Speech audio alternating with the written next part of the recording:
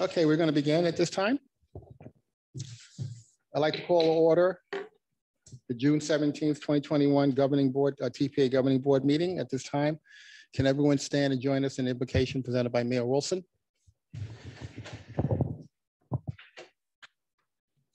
Let us pray. Oh, Heavenly Father, we are here once again with bowed heads and humble hearts, thanking you for your grace and your mercy. Realizing, Father, over and over again, that through your grace and your mercy, you've been better to us than we've been to ourselves. And with that, we say thank you.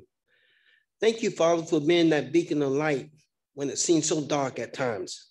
Thank you for being that doctor in our sick room, that bridge over our troubled waters, that lily in the valley. Father, we know without a doubt, you are a bright and morning star. You're the creator of all things. Help us to reveal your love and presence to all people. And finally, Father, we ask a special prayer for our chairperson and all of us whom you have allowed to be assembled here today, realizing that we're no strangers to each other, just perhaps friends who have not yet met. We give you all the praises and the glory. Amen.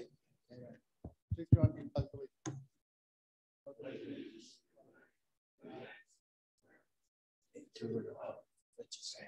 One nation, under indivisible, with liberty and justice for all.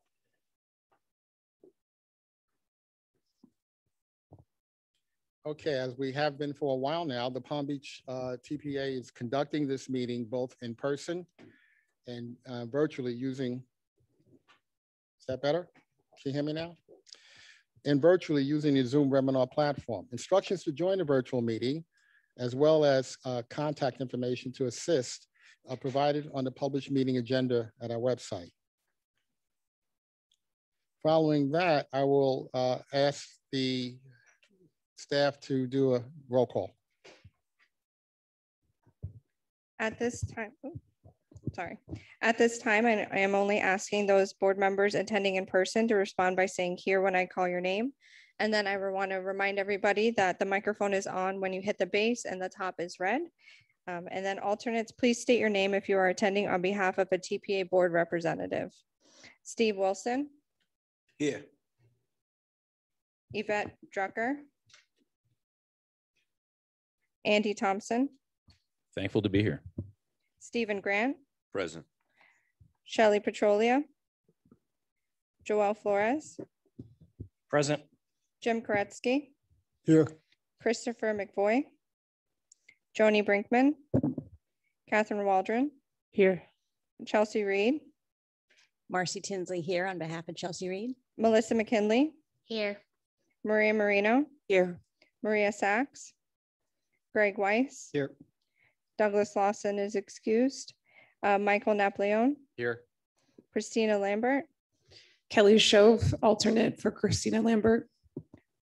Joseph Paduzzi. Robert Weinroth. Here. Fred Pinto. Here. We have a quorum, Mr. Chair. Okay, thank you. Maud, are there any modifications to the agenda? Yes, Mr. Chair. A few members of the TPA board have requested permission to participate remotely. I will read the list of members along with a brief explanation of the significant circumstance preventing their in-person attendance so that the board may determine if these members will be permitted into the meeting as virtual participants. Before I do that, Mr. Chair, I do want to note for the record that Mayor Scott Singer has joined us on behalf of Yvette Drucker, and Commissioner Christopher McVoy is also present. So I have Julie Casale from the city of Delray Beach is requesting to participate remotely as she has personal matters to attend to out of town. And I also have Commissioner Maria Sachs that has pressing matters related to COVID and is unable to attend in person. Okay, any members of the board who object to allowing these members to participate remotely? Seeing none. Okay, so we're now they're admitted to the meeting and we'll be able to participate freely. All right, going for general public comments from members of the board. Before I get to that, general public comment from the public. As a reminder, there are 3 ways to provide public comment for this meeting. Written comments may be submitted online by the website provided in the agenda. Verbal comments may be made by a virtual attendee using the raised hand feature in the Zoom platform. And verbal and written comments may be provided by in person by anyone attending, submitting a comment card available to you at the welcome table. Staff, do we have any public comments submitted prior to the meeting? No, Mr. Chair. Mr. Chairman, if we could reflect for the record that Commissioner McVoy has joined us. I stated that earlier, Paul. I'm sorry. I said McVoy as well. My apologies. So I think we're covered. Yes. We're good? Okay. We're good. And then no general public comments at this Okay. time. All right, at this time, I want to invite board members to make comments. Before that, I'd just like to share a brief update that myself and Nick, our executive director, did meet last week with the county administrator and members of her staff to have a further discussion on the possible proposal of the transportation fee 1 cent tax. Once again, that meeting went very well. We are progressing down a path where we're really identifying the action items and tasks that must be accomplished and what order they must be accomplished in. I think we'll be providing an update later on in this meeting on our mobility plan. We shared with them at this meeting the framework of what we call the mobility plan. That basically is the foundational model for why we need to move forward with this funding mechanism and what that looks like in the long term. So with that, if anyone here from the board would like to make comments? So recognized. Mayor Grant, I think you were first. Yeah. Thank you. So I want to say that I did have a conversation with FDOT regarding the tip pulled item for the interchange of I-95 and Boynton Beach Boulevard. It was, I think, a very productive conversation so that we can get the costs associated with moving from I believe a 7-foot buffered bike lane and a 6-foot sidewalk to more of a shared use path, or maybe a wide sidewalk and a bike lane. And so I'm very excited to hear back from FDOT. I did learn that they are doing a shared use path over an interchange on Southwest 10th Street over in Deerfield Beach. And I feel that, when you have bicyclists going up a hill and down a hill, it's best that they are protected more than just 2 feet of lines. And that is it for me. Okay, from a procedural standpoint, all right, he's had those conversations. How does this play out? Mr. Chair, last month at the TPA board meeting, the board passed a motion to remove the I-95 Boynton Beach interchange from the tip so that these conversations could occur. Okay. The conversations are now occurring, and that once those conversations have come to a resolution, that project will be presented as an amendment to bring the funding back into the tip. So FDOT will bring that back to the board. Sure, at a future TPA board meeting. And candidly, right now we're probably targeting September as the date at which that project would be reintroduced. That work for you? Okay. Jim. I just wanted to provide some follow-up on an item that we became aware of last meeting and discussed, and I want to recognize good work by a number of people making something happen. First, TPA staff, they brought before us this new process where they were going to share, a cursory review of fatal pedestrian bicycle crash. First example was one that happened in town of Jupiter on Indian Town Road. And in the staff recommendations, they said potential actions is TPA or FDOT could fund, furnish, and install costs for high contrast yellow backplates on east-west signal heads to improve visibility at sunrise, sunset. So both our staff who heard about this in the technical committee for the TPA and I jumped on this. And so FDOT had a policy last year that they changed that eliminated the requirement to have to do a structural analysis of the post signal, structure, and it's now approved for a certain type of backplate. So FDOT staff already began whatever engineering is needed to put a package out for the lights on Indian Town Road we have pedestrian crossings to get these done. And it's my understanding it'll be it'll go out and be constructed by the end of the year. Huge success. I just really wanted to kind of share that. And, you know, clearly I recognize, okay, so TPA staff brought this up, our town engineer followed up, and FDOT jumped on it, right? So really a great example of, you know, alignment toward Vision Zero. And I want to just, I couldn't be remiss just without emphasizing that. But then so as a elected official for the town of Jupiter, gee, I feel good. I took care of the town. But the one thing, and I've said this in the past before, the one thing I do think lacks is a program. Now, a program may happen, but I know that we affect funding. There's absolutely no way, there's no way that what I'm about to say couldn't happen. If this is a safety priority for Vision Zero, we could, in my mind, by the end of the year, if it was so willed and funded, we could take every every 4 or 6 lane roadway in the county, east-west oriented, that's subject to the same thing, and make it happen. But we've never done as a TPA in all the years I've been here, we do road by road by road, right? And I'm not saying we may not give the guidance that when you get around to this road, make it happen. But I just wanted to share, you know, I've achieved the success in the town and I'm thrilled with that, but I'm not happy as a TPA member if we don't really change, because the only way we're going to really accomplish Vision Zero is to truly jump on program stuff. It could be done. It's not impossible. It may be a funding limitation, in which case we can do that. You know, package could go out, and I'd be remiss if I didn't just kind of advocate for, you know, other municipalities that, you know, may not have engineers to follow up on this kind of stuff, right? But I just wanted to make that suggestion. You want to comment on that, Nick? Suggestion. Yeah. I'd be happy to investigate that further with the DOT and with the county traffic division and with the city of Boca Raton. I think those are the 3 main entities involved in most of the maintenance of most of our signalized intersections, and see if we can't identify what the total cost of implementation of something like that would be, and then seek out a funding source to make it happen. Okay. Kelly. Thank you, Mr. Chair. Just wanted to lend support. I appreciate that from the town of Jupiter, as we have similar concerns along the Broadway corridor.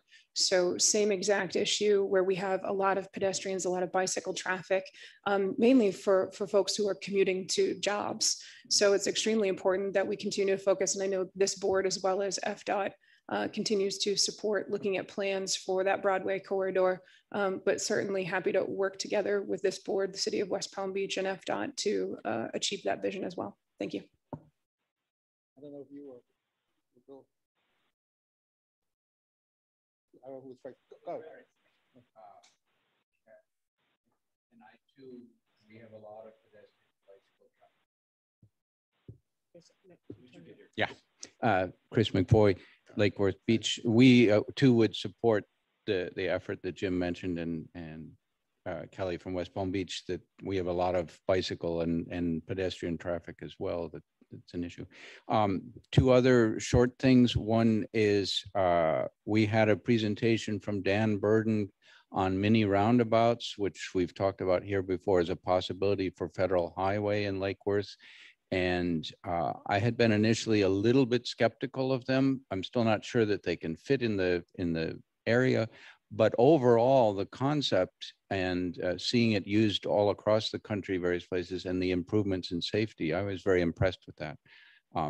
The other one is a technicality, but important to one of our neighborhoods. There's a section of the wall along 95 in the north part of Lake Worth that for some reason was not completed.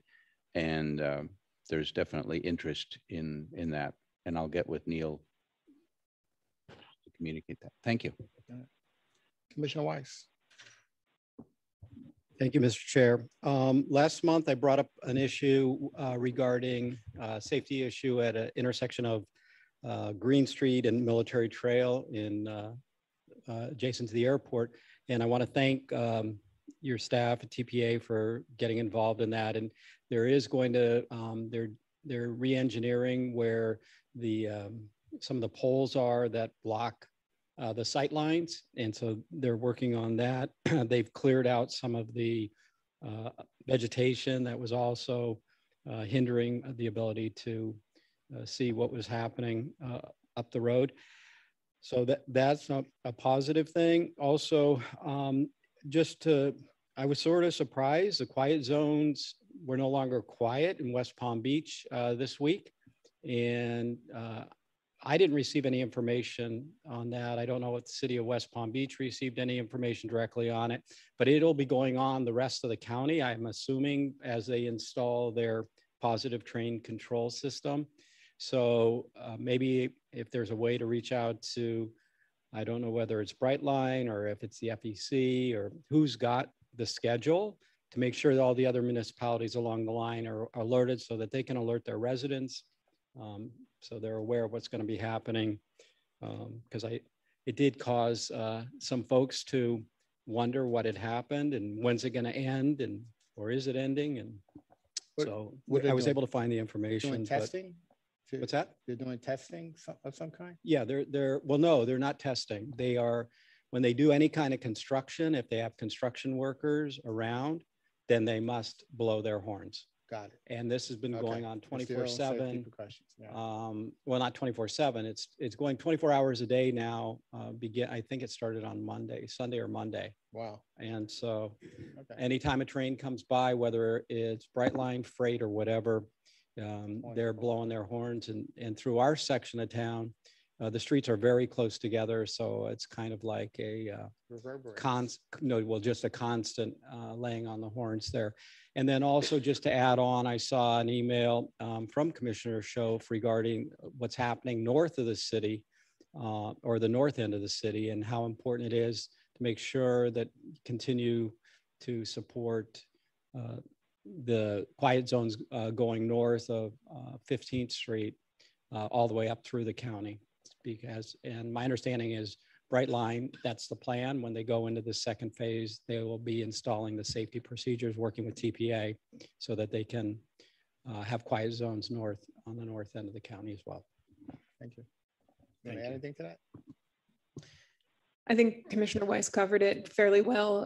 Happy to share the information. I had reached out to Brightline myself in regard to both the quiet zones in the south end not being so quiet as of lately, as well as a continued ask from the north end to install the quiet zone safety mechanism so that we can continue. It's also very close residentially to the railroad tracks on the north end, and we're very much looking forward to that. So certainly supportive, happy to share that information with you, Mr. Chair, Mr. Executive Director, and Commissioner. Thank you. Thank you. Anything else? I don't see any other cards up. So with that, then we'll move forward. No hands are raised? No, Mr. Chair. Okay, just checking. All right, we're going to get an update then from the Executive Director's report. Well, good morning, everyone. And I think for the sake of continuity, I'm going to do this from the bottom to the top, because one of the items on my report was an update on the Brightline signal testing and why the horns are blowing. So I think Commissioner Weiss led into it very well. Exactly what Commissioner Weiss said, during construction activity, Brightline trains and FEC freight trains are obligated to blow their horns while construction zones are present. One of the things that I can do and will be happy to take as an action item is to ensure that all of the elected officials along the corridors, the corridor of the FEC railway are subscribed to Brightline's construction notices, which are put out weekly and identify exactly which crossings along the FEC are going to be part of a construction zone and for which days, so that you have a better idea of where the trains are going to be obligated to blow their horns when you're approached by constituents saying, what the heck's going on? What happened to my quiet zone? You'll at least be able to say it's temporary and will be resumed shortly. And then for the folks on the north end, the other item I'm trying to highlight in this report is we are working with Brightline. We've already identified the additional what we call supplemental safety measures necessary to be installed in each of the crossings north of 15th Street in West Palm Beach. We have executed an agreement with Brightline to provide the funding necessary to construct those supplemental safety measures. And while they are double tracking the corridor and they're installing the additional work, the equipment at the crossings, they're installing the TPA's funded supplemental safety measures when that northern portion of the corridor is complete and all of the electronic systems have been tested and confirmed to be operational, which might be a significant amount of time after you stop seeing trucks at the crossings. So I want to make sure you understand that point. You might think everything's done, they're not out there anymore. Why aren't the quiet zones able to be designated? It's because there's electronic systems that also have to be installed, tested, and fully operational before we can go through the process of designating the quiet zones. But we are setting up all of our northern municipalities to be eligible for quiet zone designation, and we are going to work with them to establish those quiet zones at around the time that Brightline commences what they're calling phase 2 service from West Palm Beach north to Orlando. So that relief is coming, but it's not coming as quickly as we would probably all have hoped. And right now, I think Brightline, well, let me say this. We're going to have Brightline come and do an update to the TPA board at one of our upcoming meetings, maybe September or October, prior to recommencing service to the south, to also give us an update on their phase 2 progress and schedule. And so rather than me give you a speculative answer as to timing, I'm going to give them an opportunity to commit to a more specific time frame for completion. So jumping back to the top, I wanted to recognize Cassidy Sparks is our new PR specialist. We've added her to the TPA staff, and we're excited to have her as part of the team. She's here today with us this morning.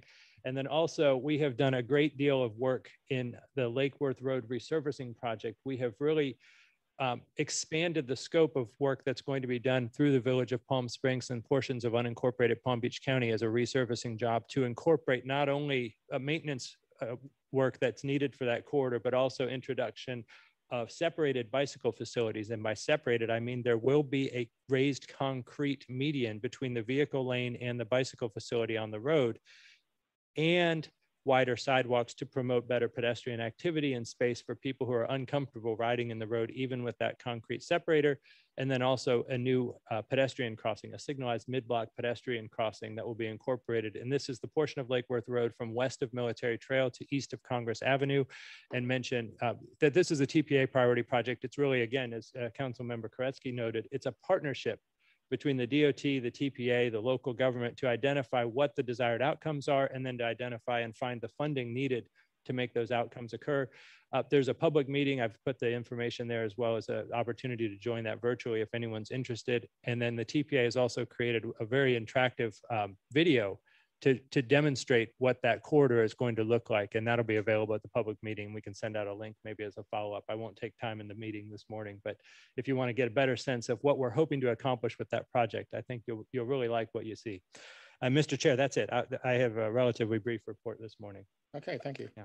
Anyone have questions for Nick?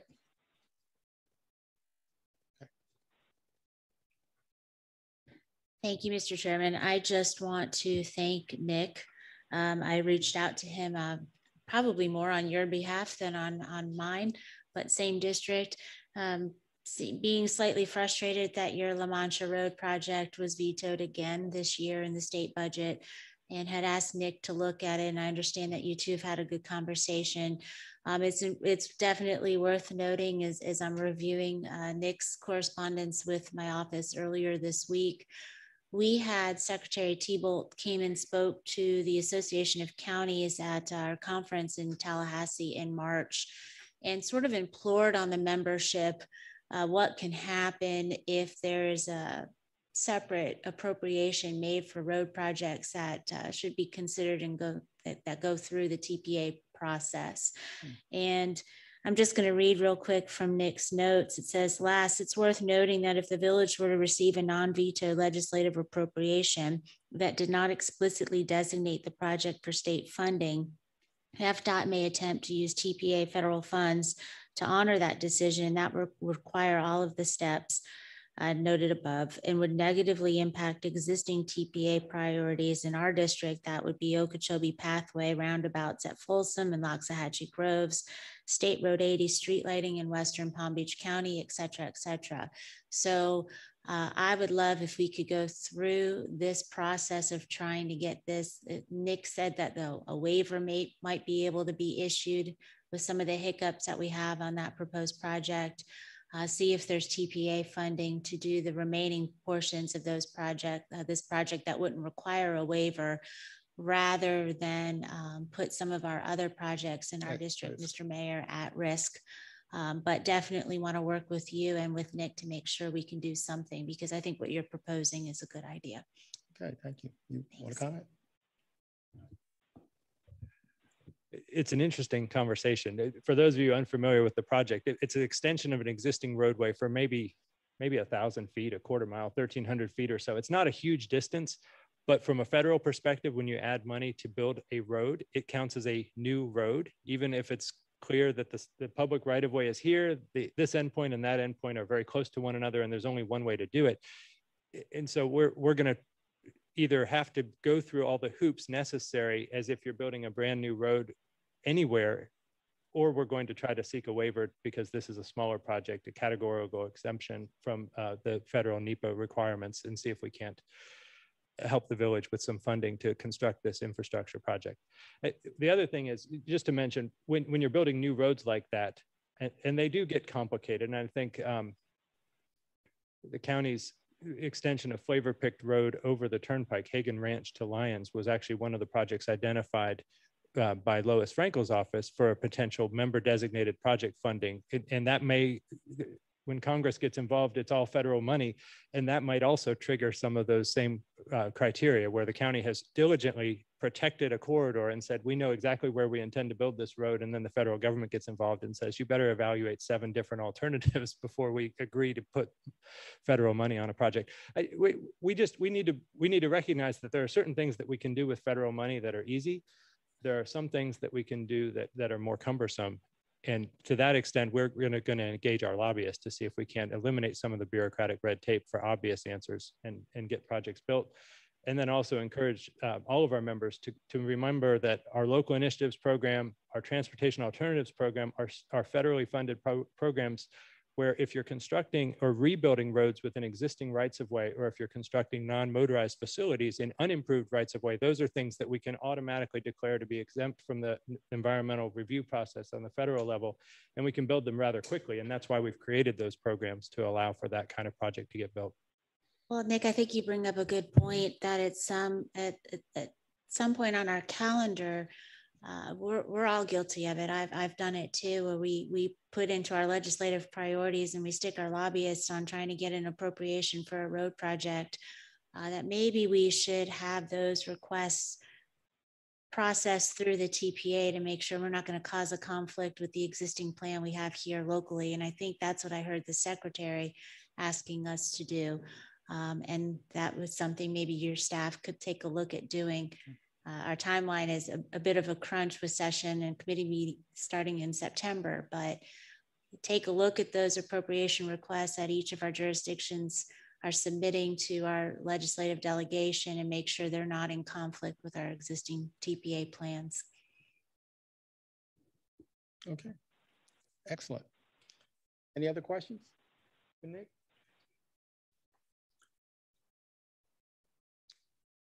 No, yes. That's okay. Good morning. Can you hear me? So I was looking at your high visibility enforcement funding here. And is there a way that we could pursue grants for a large project to rebuild A1A with a wider multi-use sidewalk between Donald Ross Road and Indiantown?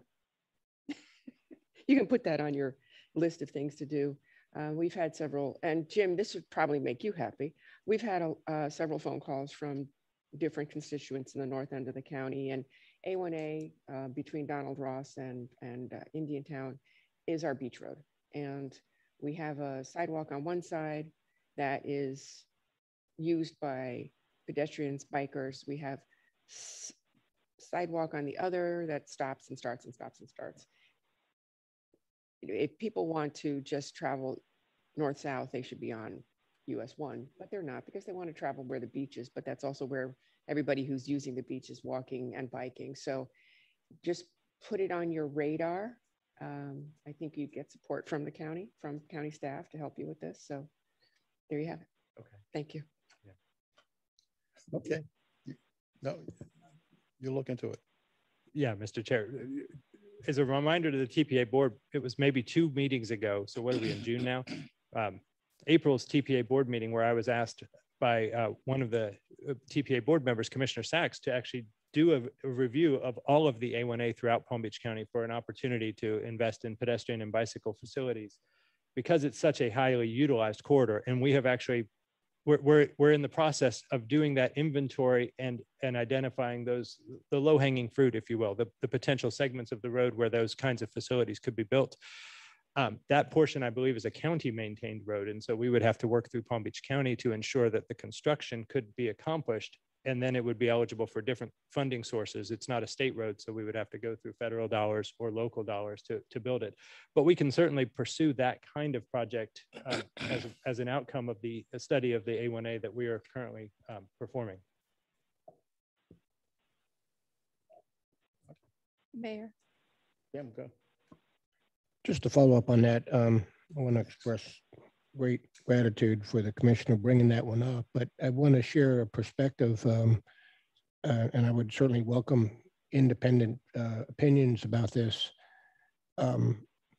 What's happened and why the commissioner's getting communications from the public as I am is that there's a requirement to enforce bike lanes for bikers only that Jupiter has been very cautious over the years to do because we encourage the neighborly, peaceful coexistence. And I think, and that project was done, 20 years ago, and it's probably not much different than anybody else's. So we have the beach and we have, a bluff, and there's mangroves, or not mangroves, there's the dune vegetation leading right to the edge of the sidewalk. And that's a turtle nesting area. So you got to keep the vegetation there. And then we have a sidewalk. We have parking that we wanted to have for the huge beach. We have a bike lanes. We have a 2-lane road, and then we have the other side of the road. So the challenge is, quite frankly, and I hope I'm wrong, but so I love an independent, is there's no more right of way. And we're squeezing in a balance with everybody we think should be able to enjoy the beach. And, and everybody may have an opinion about, well, this one to that one should take a priority. And thus far, I can tell you as an elected official, we've preferred the peaceful coexistence of everybody. But we're working through with our police, which they have to enforce safety. So we do this about every year, is we have to kind of talk to people about their behaviors. And most runners will acknowledge that they know they need to step out of the bike lane. So it's kind of a complicated issue, but I bet you it's not much different than the whole corridor. So again, I would welcome independent. I'm not being closed-minded here, but I haven't been able to figure out a solution other than one thing could be provide parking somewhere else. But there's not a lot of options on that. So I just share that, Commissioner, but thank you very much for bringing this one up because I'm struggling with it. It's easier when you can figure out a solution, side of cost. It's a well-traveled area. And I know because that's actually where I go to the beach, and you have on-street parking, then you have a little bit of off-street parking where you have to actually turn from the road into these little, I don't even know what the term would be, areas where there's parking and it's used all the time. It's used 24/7. So anything we can do to help the safety of that road would be fabulous. Kelly. Thank you, Mr. Chair, and thank you for bringing this up, Commissioner.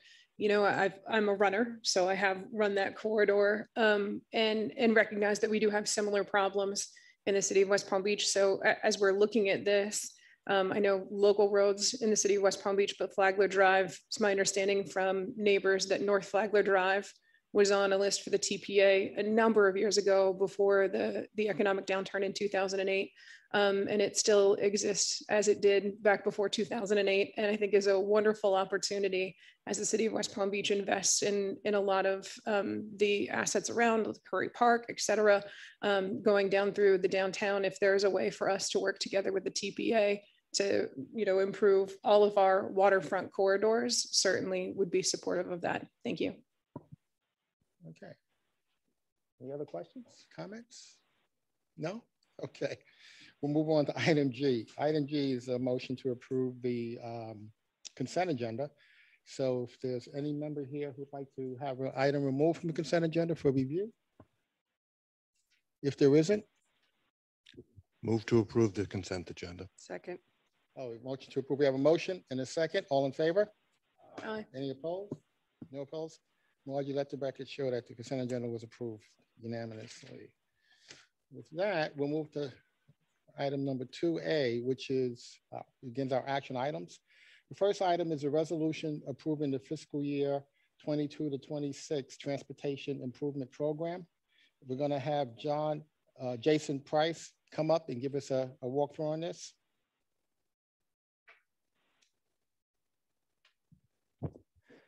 Morning, everyone.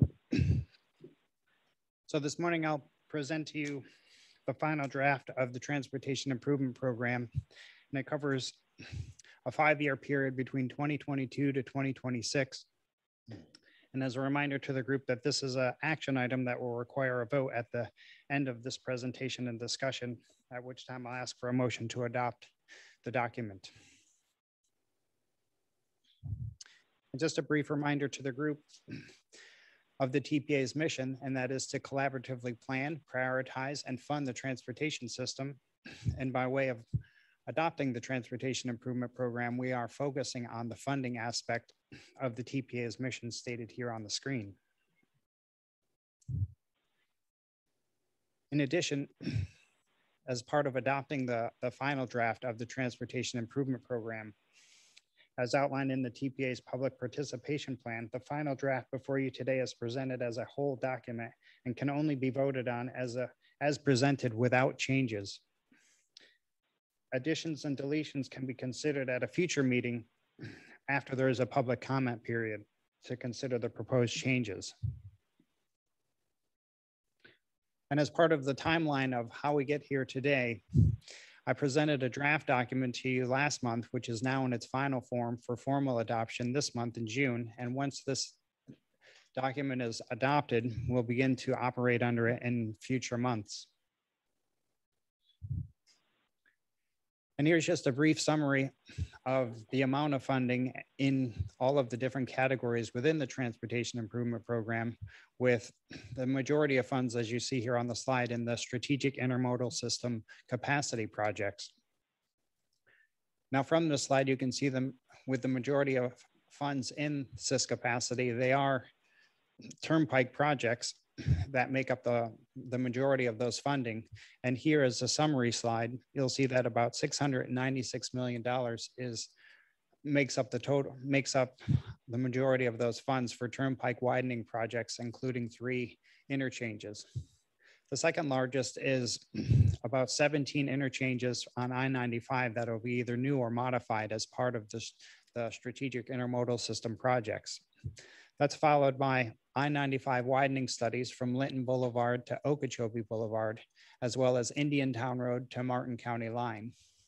There's also the Beeline Highway widening and Beeline North Lake intersection project as part of this for about $144 million. And one of the last projects to highlight here is the State Route 80 turn lanes at Australian Avenue, as well as State Route 7. Now I'll go over the 3 TPA priority project sections, the first one being the state road modification projects. And in this particular section, there's approximately $190 million programmed in this document, with about $135 million in road construction that includes the State Route 7 extension project, as well as the Atlantic Avenue widening. That's followed by the 561 transit plan developed here by the TPA for specific corridors. And some of those corridors listed here is US 1, Okeechobee Boulevard, Lake Worth Road, and lastly, Boynton Beach Boulevard. There's also about 15 million programmed for the State Route 80 lighting project, and that was championed right here by the TPA Governing Board and is now being currently funded. And lastly, about 3 million for other state road modifications. This next section is the Local Initiatives Grant Program, and this is an annual competitive grant program with about 113 million in total funding in this document, with about 76.4 million in complete streets projects that include bicycle and pedestrian facilities, followed by some transit infrastructure projects that include the fare interoperability fare payment system for Palm Tran, as well as new bus shelters, new electric buses for Palm Tran, as well as new rolling stock for SFRTA that operates Tri-Rail. Following that, there's some signal upgrades for the city of Boca Raton and the town of Palm Beach. And lastly, the planning activities for the TPA, which includes our UPWP, or annual work program, as well as corridor studies conducted by the TPA. Now, the next is the partner program for the local initiatives is the Transportation Alternatives Annual Grant Program. And this is also an annual competitive grant program that has about the smaller amount of 18 million in funding, with about 15 million of that 18 on complete streets projects that include bicycle and pedestrian facilities, followed by some enhancements in neighborhoods and transit shelters to bring those facilities up to ADA compliance. Now, some other construction highlights to review as part of the TIP document is all throughout Palm Beach County, and these will be constructed by Palm Beach County as well. The first ones are some resurfacing project on US 441 and Palmetto Park Road and Royal Palm Beach Boulevard, followed by some county road capacity projects. And these are all predominantly widening projects to 3 to 5 lanes, as you see here on the screen. And lastly, a bridge replacement project on the bottom here for County Road 880 over the C51 canal. Well, that concludes the overview of all of the summary of the sections and the projects within the Transportation Improvement Program. And there is part of this presentation, the strategic plan action item for the TPA, and that's to review 3 specific tax mechanisms, and the first being the State Comprehensive Enhanced Transportation System tax, or SCETS tax. Now, this particular tax is a tax that is collected in the county, and what we're ensuring is that the amount of funds collected in the county are spent in this county. And through our analysis, we do see that we are on target for the amount collected is being programmed within the county, with about 10.5 million left over, but that 10.5 million still is being spent within the county on district-wide projects. The other two parts to look at here is the I-95 express lanes in southern Palm Beach County, which are under construction. So no tolls have been collected, but once they begin to be collected, they are able to be used on specific items, and that is to operate, maintain, and improve the facility that they're collected on, followed by operating, maintaining, and improving the state highways within the counties in which those revenues are collected, followed by the support for express bus service on those specific corridors or within those facilities where the taxes are collected.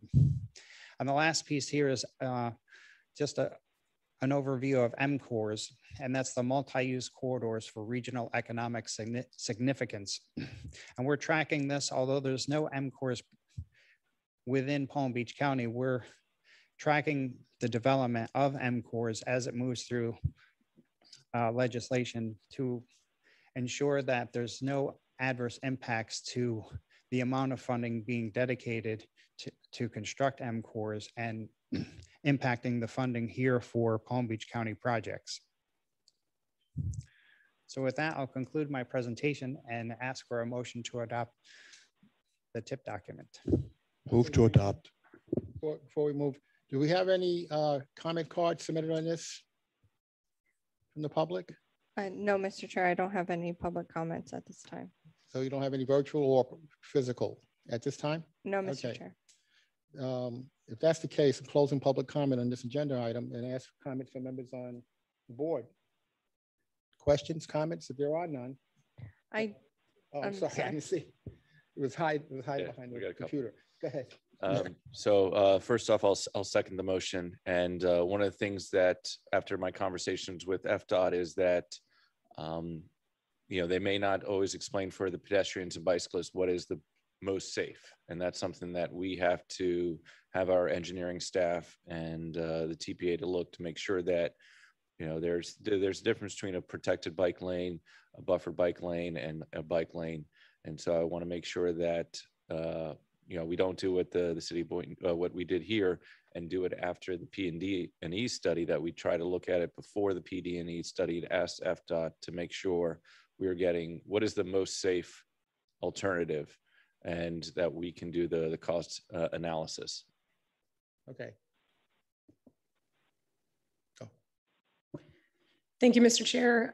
First, I want to say thank you to this board and thank you to staff. There's a lot of really great projects on here, not only across the county, but for the city of West Palm Beach.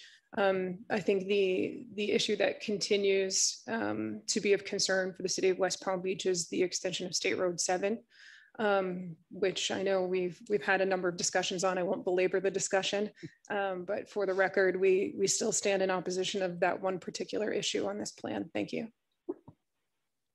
Any other comments? If not, all right, we have a motion to adopt. Mr. Chair, I'm sorry. I do have that. I'm sorry. McKinley. I'm not good on the cards today. Thank you, Mr. Chairman, and thank you to your staff for putting together such a comprehensive plan. I'm excited to see so many projects in all parts of my district. And I just want to commend FDOT for their safety study that they did on State Market Road out in the Pahokee area. And they made some recommendations for possible projects that could be considered in future modifications to this plan, and would love to further that conversation at some point. Thank you. Okay. All right. Help me if I'm missing a card. I see none. Okay. Excellent. You got a motion? Motion was made and seconded. All right. We have a motion to adopt and a second. Can we do the roll call? Yes, Mr. Chair. So the motion on the floor is to adopt a resolution approving the fiscal year 22 to 26 Transportation Improvement Program as presented. Before I call the roll, virtual members, if you can please unmute your microphones. And then those present in person, please remember to hit the base button, and when it's red, it's on. And please state either yes or no when I call your name. Steve Wilson. Yes. Scott Singer. Yes. Andy Thompson. Yes. Stephen Grant. Yes. Thank you. Sorry, Julie Casale. Julie Casale. I have her unmuted, but I don't have her. Okay. Commissioner, can you hear me? I'll come back to her just in case. Joel Flores. Yes. Jim Koretsky. Yes. Christopher McVoy. Yes. Joni Brinkman. Yes. Catherine Waldron. Yes. Marcy Tinsley. Yes. Melissa McKinley. Yes. Maria Marino. Yes. Maria Sachs. Yes. Greg Weiss. No, due to the proposed alignment of the State Road 7 extension. Douglas Lawson is absent. Michael Napoleon. Yes. Kelly Shove. No, due to the extension of State Road 7. I have Commissioner Peduzzi is absent. And then we'll go back to Julie Casale. Because I don't have her verbal vote, I will mark her as absent. I'm not sure. She is present and she did unmute, but for some reason we can't hear her virtually. And then Robert Weinroth, Yes. Fred Pinto. Yes. It passes with 2 opposed. Okay, thank you very much. Moving on to item B. Here we're looking for a motion to adopt a resolution affirming TPA support for the Atlantic Avenue project, Florida's Turnpike to Jog Road, with requested modifications to build alternatives. Motion to adopt. We get a presentation first from FDOT from Tuck Lee. Is that virtual? Here he is. Done.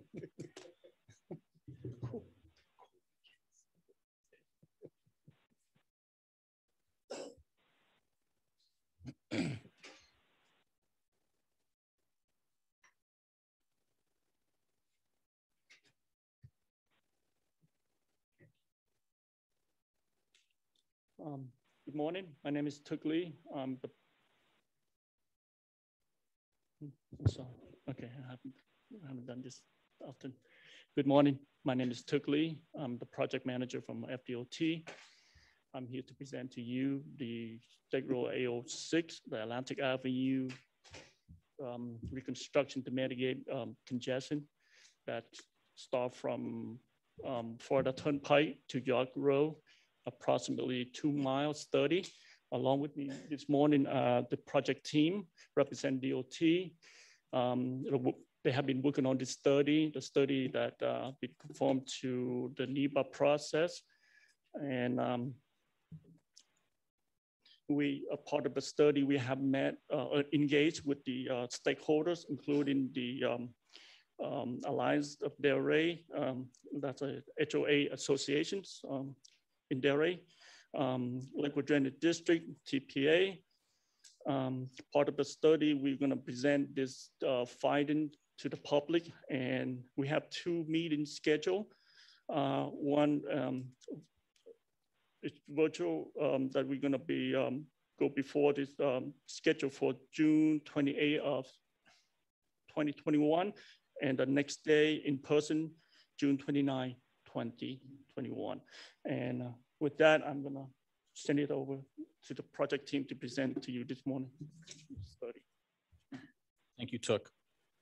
Good morning. We're excited to be here, and we'll go ahead and move forward. So this morning, we want to talk to you a little bit about the project, the traffic projections, and the proposed build alternatives, followed up by the schedule. So the project purpose, we're here to address capacity needs to meet existing and future travel demand. So we're looking to widen Atlantic Avenue from 4 to 6 lanes and improve the local and regional transportation network while providing not only enhancing safety for vehicles, but as well for bicyclists and pedestrians. So the project is needed to relieve congestion. Certain segments of this corridor are already over capacity. This project is identified in the Palm Beach TPA's 2045 LRTP.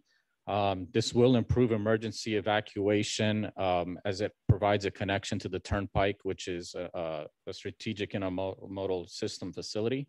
There's currently an existing sidewalk gap from Michelangelo Boulevard to west of Jog Road on the south side of Atlantic Avenue. So we're going to be looking to complete that gap, and by including sidewalks as well as buffered bicycle lanes on both sides of the corridor. So a little bit about the project. As Tuck had mentioned, this is from Turnpike to Jog Road. The project is within unincorporated Palm Beach County. As I mentioned, we're looking to do 4 to 6 lane widening, improve bicycle and pedestrian features. The corridor is approximately 1.8 miles in length. The right-of-way varies, as noted here, between 113 and 175 feet. The context classification, which we're designing for, is a C3C. This is an urban principal arterial with a posted speed limit of 45 miles per hour. So this is our project development process flow chart. The planning phase has already been completed. We're now in the PD&E phase, which is approximately a 2-year process. This will be followed by design and right-of-way, and then ultimately to the construction phase, which is another 2 to 4 years. So here we're showing the no build design year, which is our design year is 2045, the lane configuration and delay, as well as level of service. So this is depicting what will happen in the year 2045 under no improvements. And you'll notice that several of these intersections, which are marked in the purplish pink color, we're not achieving acceptable level of service at these intersections under the existing conditions. So in the build condition, by adding an additional through lane in each direction, you'll notice significant improvement at all of the intersections with the exception of Jog Road, where we would still have a failing level of service in the design year 2045, just by adding a through lane in each direction. So we want to talk a little bit about the intersection of Jog Road, some of the alternatives. And before we want to do that, we're just going to go over some of the existing features of this location. One of the things we want to point out is there's an existing westbound left turn lane just west of Jog Road that turns into the Kings Point Shopping Center in the southwest corner. And you'll also notice the Seville Terrace intersection just further west, which is another signalized intersection. And there's also a signalized intersection just south of Atlantic Avenue on Jog Road. So these are some of the locations that we're going to be discussing regarding the next few alternatives that we're going to talk about. So this is the first one. As I had mentioned, this is just showing an additional through lane in each direction. The existing turn lane configuration out there today is dual left turns at all of the approaches. So this concept would maintain the existing dual left turns at all approaches and will only add the through lane, additional through lane eastbound and westbound on Atlantic Avenue. Looking at these circles with the numbers associated with them, the location number 1 is that westbound turn, which I mentioned, that goes into the Kings Point Shopping Center.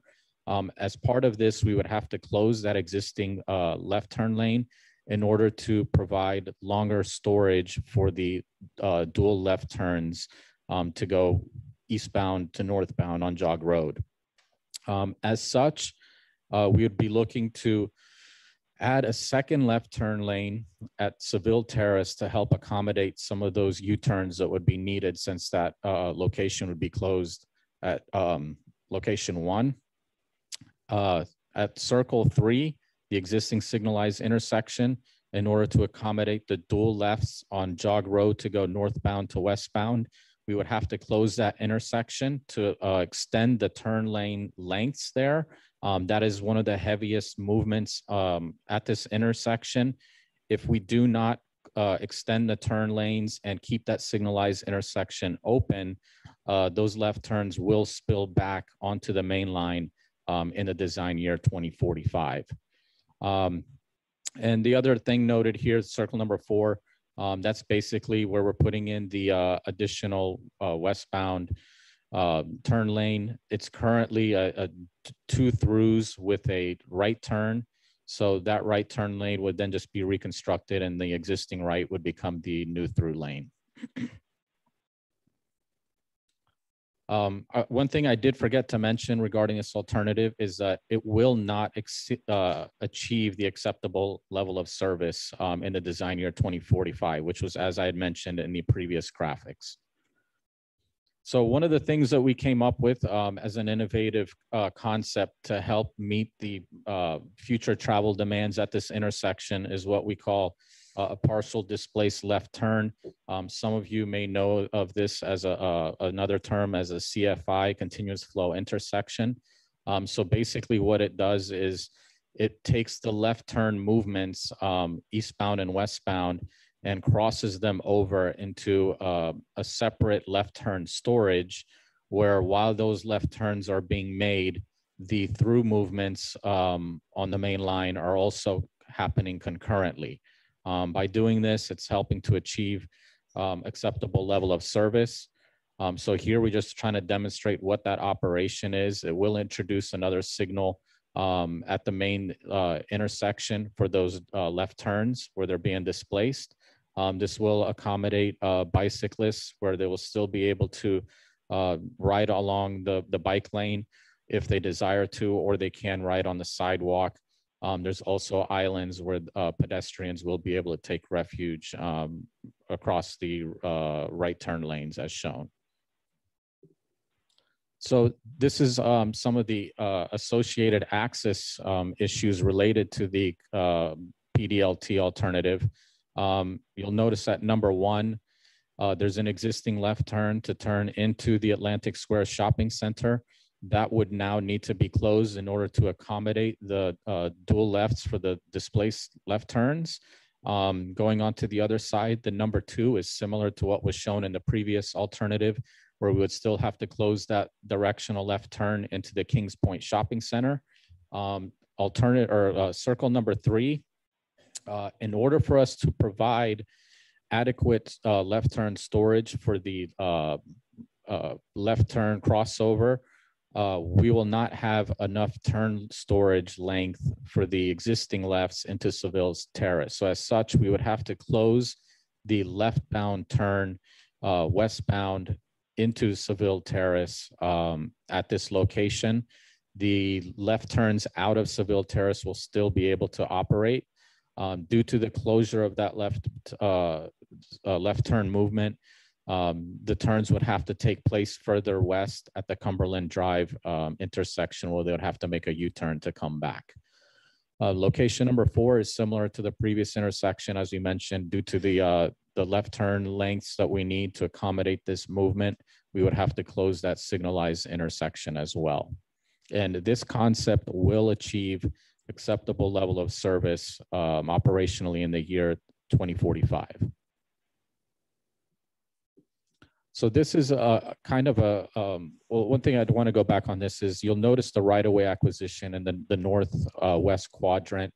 There's also some right-of-way takes on the northeast as well as on the bottom two quadrants. So there are going to be some impacts related to right-of-way on this alternative. So what we did is we developed this, which is a little bit less aggressive.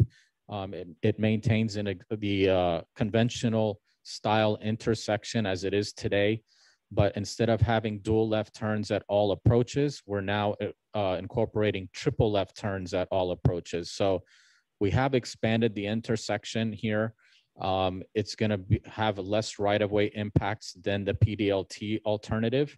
However, it still will not achieve acceptable level of service in the design year 2045, but it will improve the delay over the existing dual left turn configuration that's out there today. You'll notice, again, some of those access points. The number one, we would still have to close the left turn into Kings Point. Number two, we would introduce that second left turn lane to accommodate some of the U-turns that would be needed due to the closure at number one. And again, at location number three, we would still have to close that signalized intersection in order to accommodate the left turn movement by extending that storage length. One of the things on this is you'll notice that northwest quadrant, the right-of-way takes are minimal. It's pretty much limited to just at the location where the two legs intersect. There's a tiny little sliver there. There still will be some takes at the southwest corner, but along Jog Road, because we're adding the triple lefts, we have to shift the alignment on the northbound direction a little bit to the east. So there will be some right-of-way acquisition from the Atlantic Square Shopping Center, as well as on the north leg of Jog Road behind some of the residential property north of Atlantic Avenue. So this is the typical section that we're looking to propose. This is based on some of the initial coordination that we've had with the TPA. This is showing 11-foot travel lanes, six 11-foot travel lanes, a 22-foot median, 7-foot buffered bike lanes with a 10-foot sidewalk on the south side and an 8-foot sidewalk on the north side. This typical section is what we're calling the best fit alignment, which was what we looked at in terms of what can we do to utilize some of the existing right-of-way on the north side where there's not going to be any physical impacts to businesses There are parking lots, things of that nature. So it's going to utilize some of that green space where we would just be limited to right-of-way acquisition and relocation of signs and utilities, things of that nature. One of the constraints with, in addition to the businesses and properties on the north side, is the Lake Worth Drainage District L34 canal on the south side. We have had several meetings with them, and we're still in close coordination with Lake Worth Drainage District regarding how we're going to address the right-of-way reduction in the canal. Their desire is to maintain 75 feet with a 35-foot maintenance berm on the south side, 30 feet for the channel of the canal, as well as 10 feet on the north side of the canal. Here, as you see, that right-of-way in the proposed condition will vary anywhere from 55 to 90 feet. So in areas where we will not achieve the 75-foot minimum, which is desired by LWDD, we would be looking to pipe the canal. And in the areas where we do have the 75-foot minimum, we would still be looking to realign the canal in order to give the 35-foot maintenance berm on the south side. So those discussions are still taking place with Lake Worth Drainage District. And they're currently, taking a look at what we proposed with this condition. The next typical section, the geometric elements are the same as before with the 11-foot lanes, 22-foot median, buffered bike lanes, and the 10 and 8-foot sidewalks. This is from Cumberland to Jog Road. The only key difference here is we don't have that canal on the south side. There's only a ditch out there, which Lake Worth Drainage District is okay with us piping that existing ditch. You'll notice there's still going to be some right-of-way take on the north side and the south side, some small slivers within this section from Cumberland to Jog Road. The next one is the south alignment. And this was what we looked at in terms of what can we do if we just hold the northern right-of-way line and do all of the widening to the south side into the Lake Worth Drainage District right-of-way. So you'll notice there is still a small area of take of right-of-way on the north side, and that's only to get through some of the transitions from the east side going into the west. But once we get through that transition area, which is very short, and you'll notice the right-of-way take is very short, all of the take would be done on the south side. So this typical section is similar to the other with just the exception of the varying of the right-of-way going further into the canal right-of-way. Everything else still applies with the 75-foot restrictions and so forth, and the design elements, as I mentioned, in terms of the geometric features here are all still the same as before. And that also applies with the segment from Cumberland to Jog Road. You'll just notice that the right-of-way on the north side from the previous alignment was 0 to 11 feet. We're now down 0 to 6. And then on the Lake Worth Drainage District side, the numbers have increased slightly since we're doing that shift to the south. So this is alternatives comparison, where we're looking at the no build condition, which is still a potential alternative, compared with the best fit alignment or the south alignment.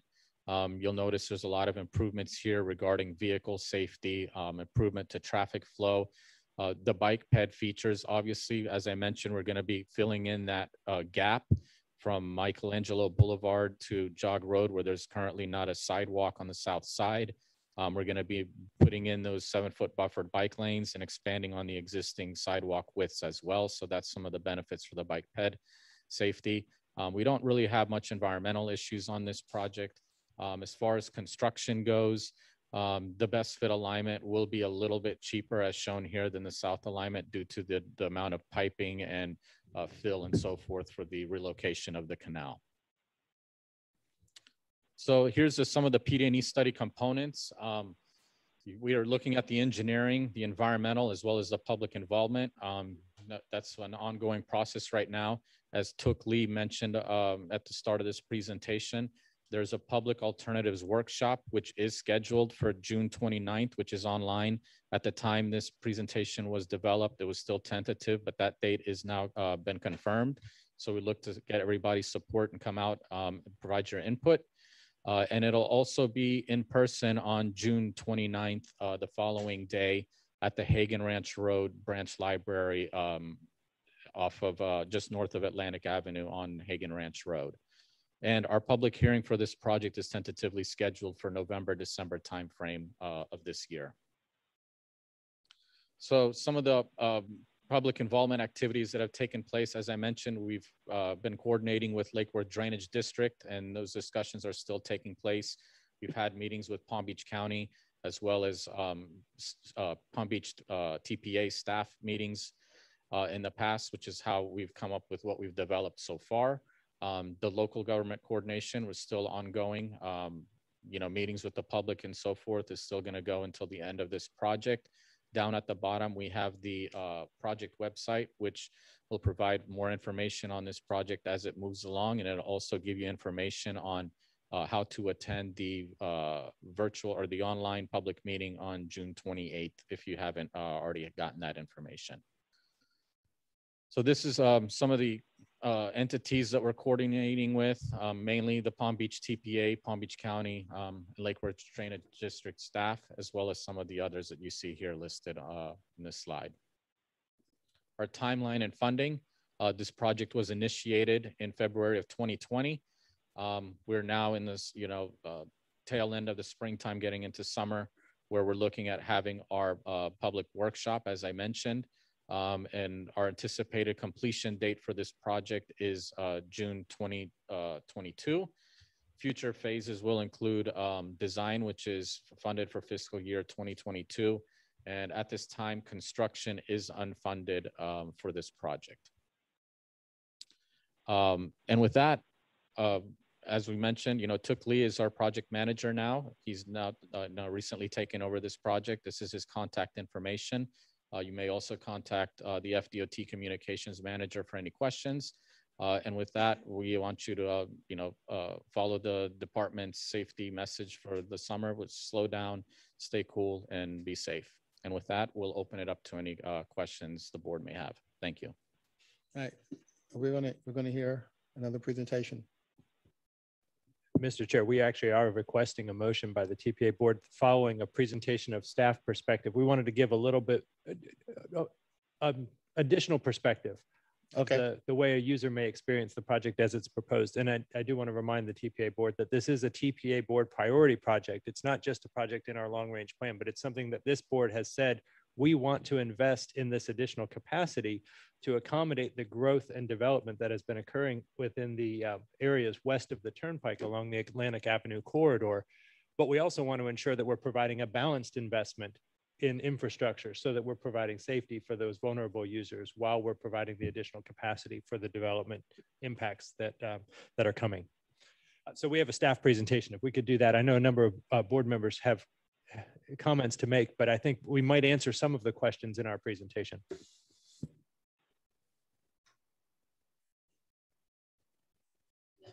Well, good morning, everyone. My name is Connor Campobasso with the Palm Beach TPA, and I'm a long-range transportation planner here. Do you have the... Oh, got it. Okay.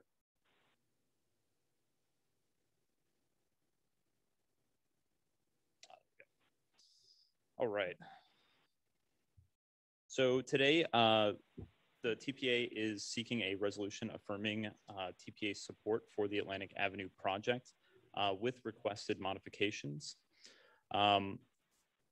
So you just watched the DOT presentation, but I did want to highlight some of the background features of this project. As mentioned, in 2016, this was a priority for the TPA to widen the road from 4 to 6 lanes. The PD&E is going on right now because of the potential use of federal funds to implement the project. And the TPA does support the project itself with 2 recommended modifications. The first being for the typical section to provide continuous sidewalks of at least 10 feet in width in lieu of the on-street buffer between the vehicle lane and the bicycle lane within the project limits.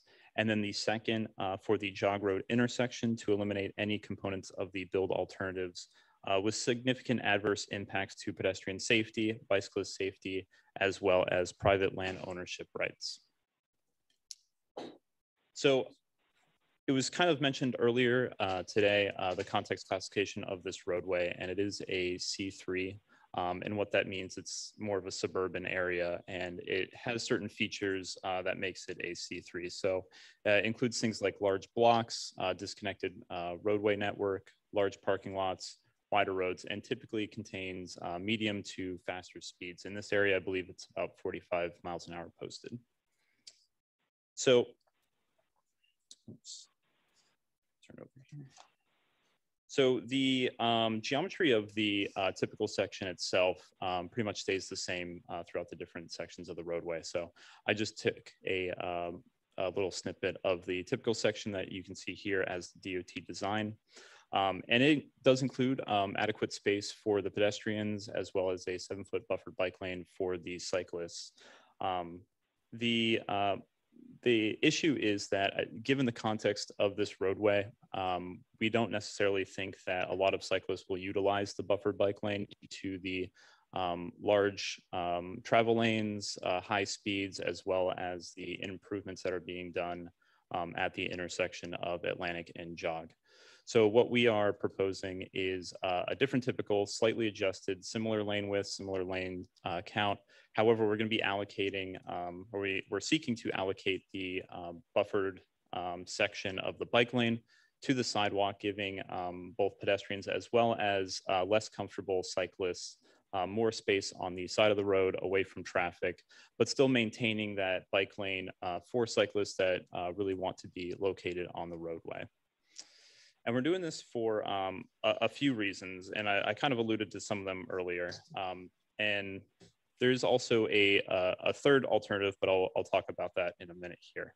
So given the DOT design, it does provide a lot of space for very comfortable riders that ride fast. It's 7 feet with a buffer, so they can move it around debris, slower cyclists, things like that. And it is also consistent with the FDM. The downside to this is a lot of cyclists, we believe, in this area will most likely be riding on the sidewalk, which in the northern section of the typical is only 8 feet. And if there's pedestrians on that sidewalk, there's going to be a lot of conflicts between the bicyclists and the pedestrians. So we want to allocate as much space as possible to those low-speed cyclists, to those pedestrians that might be on that sidewalk. So that's kind of what you see in the TPA alternative. Less friction for the different users that will be utilizing it. The downside with the TPA alternative is that there will be less space for those dedicated roadway riders, as well as it isn't exactly consistent with the FDM. The third typical I do have on here is something that's been discussed a little bit, but it is a dedicated multi-use path. There's some pros and cons to this as well. All the users will be expected to be on the multi-use path, which separates everybody from the roadway. However, for those high-speed cyclists that really want to be on the roadway, there's no facility for them to utilize. This also creates a little bit more friction for pedestrians and those low-speed cyclists that are on the sidewalk, or in this case, the pathway, since there will be those high-speed cyclists expected to be there as well. Now, this typical is consistent with the FDM. However, the physical barrier that's pictured in the image to the left is not supported. So that would have to take some additional work as well. So changing gears a little bit here, I want to now talk about the Atlantic and Jog intersection. So there was 3 proposed alternatives shown today. So there was the dual lefts, the triple lefts, and the displaced lefts. And they're kind of in ascending order of impacts to improvements for the congestion management. So the dual left, it provides the least amount of congestion management, but it also is the least amount of impacts to pedestrians, comfort, to the cyclists, to right-of-way impacts, as well as predicted to be the lowest cost alternative. Now for the triple lefts, it actually provides more access, especially to the south on Jog Road. There's an intersection, I don't know if it was highlighted in the DOT presentation, but there's this intersection that actually remains open to the south along Jog Road. So it actually provides more access to businesses and still maintains that typical cycling experience. The pedestrians will have to cross longer lengths. There'll be an additional lane in the north-south section. and also adds some more conflicts for the pedestrians as well. It does improve the congestion a little bit, more so than the dual lefts, but it also does cost a little bit more. Now for the displaced lefts, it really has one job, and that is to alleviate congestion. And given the study itself, it seems to do that pretty well. Unfortunately, it seems to adversely impact all the other users in the corridor. It forces the pedestrians to cross longer distances. It makes them cross free flow right turns. It creates an unfamiliar cycling condition for bicyclists. It also eliminates several movements, mostly left in and left out movements along the corridor for the businesses. It also has major right-of-way impacts for those businesses, as well as the taking of potentially 8 residential lots, and is also projected to be the highest cost alternative. So with that, we are requesting a motion to adopt a resolution, again, affirming the TPA support for this project with the requested modifications. And so there's really 2 parts to it. There's a modification to the typical section itself, and then there's a modification to the intersection itself. And in the typical modification, there's 2 options listed here. So there's what I'll call 1A, which is for the typical section, provide continuous sidewalks of at least 10 feet in width and 5-foot on-street bike lanes, or within the scope limits. And then 1B, which is for the typical section, provide continuous shared use pathway of at least 10 feet in width and no on-street bike lanes within the project limits. And that is my presentation for today. I'll leave this up on the slide so you can continue to take a look at it, but I'll take any questions. Okay, so we have a lot of questions. I'm not sure who was first, but we'll start with you, Commissioner. Thank you, Mr. Chair. Thank you for the excellent presentations. And as was mentioned earlier, this is well overdue and much needed. But I have a few questions. Why is there a 22-foot median? I guess I'll direct that to DOT. DOT, yes. Okay. And Commissioner Weiss, while they're coming up, the short answer is it's to accommodate a 2-stage left turn at any median openings that exist within the 6-lane roadway. So a car turning out in a full median opening will be able to turn into the median at an angle and be protected from any of the through traffic while waiting for a gap in the second portion of the roadway where they can complete that left turn movement. So that's what drives the 22-foot wide median. Are there a lot? I'll let them supplement that, but that's. I mean, as somebody, you know, I've driven that road numerous times. Is there a lot of those areas? And would we save right away by having them go down the road and make a U-turn? That's a question I don't have the answer to off the top of my head. Good morning. I'm Rudy Gutmurray. I think, Nick, you explained it the best. It is. But how many driveways are there that would require that? Throughout the corridor, on the northern side, there are all the businesses, and on the south side of the Atlantic Avenue, there are a lot of residential communities.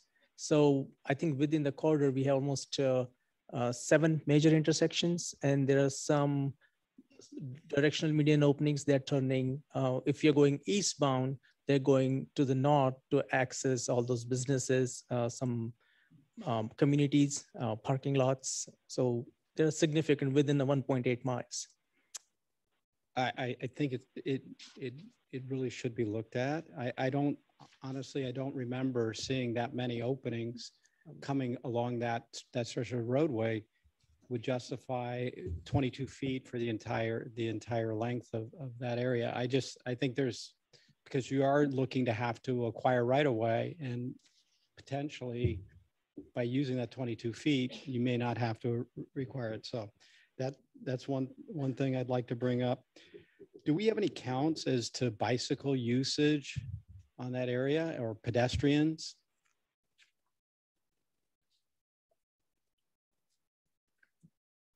No, there is no pedestrian count.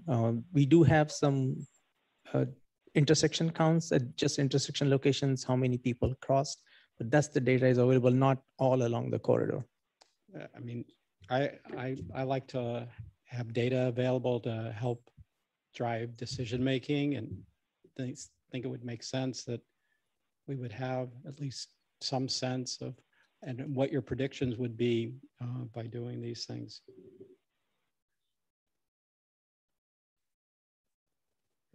Those are my questions. Thanks. Thank you. I mean, I think this is an opportunity for us as a board to decide whether we're going to give the vehicles or the pedestrians the attention that they deserve.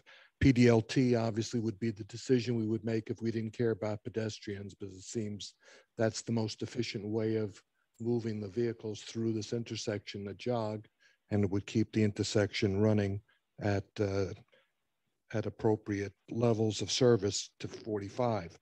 But I think that we need to balance the pedestrians and the bicyclists in here, no matter how many are there at this point. I have some problems with taking away the area for the bicyclist and reducing it down. If anything, I'd like to see some way of protecting that lane. And if we're going to be putting in, again, we're doing some re-engineering here. We're talking over and over about, studying why we're killing a bicyclist in the county. Here's a perfect opportunity of where we could engineer something to try and protect some bicyclists. And I would like to see us consider some sort of physical partition between the motor vehicles and the bicyclists. And I'm surprised that that's not an alternative that's being suggested at this point. Is there a reason why this is not something that FDOT sees as an opportunity in this intersection? That's a great question. We did, as a part of when we started this project for the first 6-7 months, we worked with TPA. We developed 6 various typical, I think it was 5-6 different various typical section options. And physically separated bike lane was also one of the options. And we kind of did a preliminary evaluation. If we go with a physically separated bike lane, how would that be consistent with the segment of Atlantic Avenue to the west, as well as to the east? Because right now, there is a on-street bike lane to the west of our project limits. So from the consistency point of view, as well as when you're going into this physical separation, or when we are evaluating a multi-use pathway, the FDM design criteria also calls for, and that criteria is based on safety, nationwide studies, and of course approved by Federal Highway about some horizontal separations that you would like. And we considered all that and look at the impact, what it will have on the right of way, as well as one of the biggest stakeholder on this project is Lakewood Drainage District, who would like to maintain a 75-foot canal right of way. So we evaluated all that, and I think we had, I think 3-4 meetings to discuss at that time before we started the alternatives analysis. And the typical section that today is presented is something was a compromise between 5-6 different typical sections we evaluated to move forward for further evaluation. Nick, it just seems to me that the alternative being placed before us by TPA staff goes even further away from safety, taking more space away from the bicyclists. And I'm wondering how you can justify that. Mr. Chair, if I could briefly respond. It's an interesting challenge, and I'm going to refer back to the graphic that we had of the typical cyclists within our community. We actually see, I'm going to introduce the board to a term that I'm probably going to regret later, but we use this acronym in discussion sometimes, middle-aged men in Lycra, or we call them mammals. They're recreational cyclists. I see some jaws dropped. They're recreational cyclists that really like to ride fast on the roadway. And what you end up with is that's that aggressive, enthusiastic crowd, the 5 to 10% of our population at most, who don't want any sort of physical separation between the bicycle facility and the vehicle lane, because they want to be able to overtake slower cyclists and dodge debris at 20 to 30 miles per hour. And they are advocating strongly against any sort of physical barrier that would be introduced in the roadway. That being said, we have probably 50% of our population who would really like to ride to their destinations and back home, but just don't feel comfortable riding on the roadway next to cars. And so the proposed option that we suggested was that a 5-foot bike lane was an adequate amount of space for those aggressive cyclists who will not ride on the sidewalk. They just won't.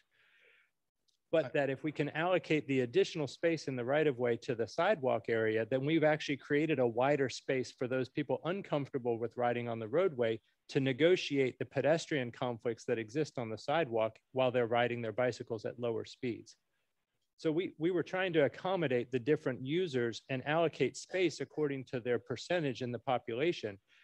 But we recognize that it is a conversation about trade-offs. And so that's why we presented the alternatives to the TPA board, so that we could get some more guidance from the collective discussion by our elected officials in the community. I'm not even going to comment on that typical bicyclist. I've got that vision in my head, but I think that we need to step back and not just worry about the 10%. Aggressive 10%. Right. The people who are getting killed on our roadways are those other drivers, are those other riders, and we keep on having this conversation about how we're going to keep this number from growing. Mm-hmm. And I think we're going in the wrong direction with this engineering. To be continued. If I may speak, can you hear me? This is Commissioner Sachs. Speak, please. Thank you very much. I absolutely agree with Vice Mayor Weinroth. And I've had this discussion over and over again with members of the TPA. This is something that we need to revisit because we can't have a conversation at one part of the meeting when we discuss how many bicyclists are being hit and killed. And then at the other time of our meeting, we discuss putting bicyclists to compete with vehicles on a road that is heavily traveled. So I agree with Vice Mayor Weinroth, and this is something that we're going to need to have more study. And I agree with Commissioner Weiss, when it comes to being data driven. So I think we need to revisit this. We need to study this more, and we need to have a thorough discussion and possibly debate on it, because we need to protect our bicyclists, no matter what age they are or what outfits they're wearing when they bicycle. Thank you. Okay. Anyway. Thank you. And the point that I'd like to make is that we want protected bike lanes. There's a difference term between buffered and protected. And I think where we are moving forward is protected bike lanes. And that's not saying that the 5-foot bike lane can't be 6 inches above the road. I don't know if there's a PD&E in regards to that 5-foot protected bike lane next to the road, which allows the people to have a shared use, a wide sidewalk for pedestrians and bicyclists, or just pedestrians. But I think the protected bike lane is something that this board is really in favor for, because we have the Vision Zero.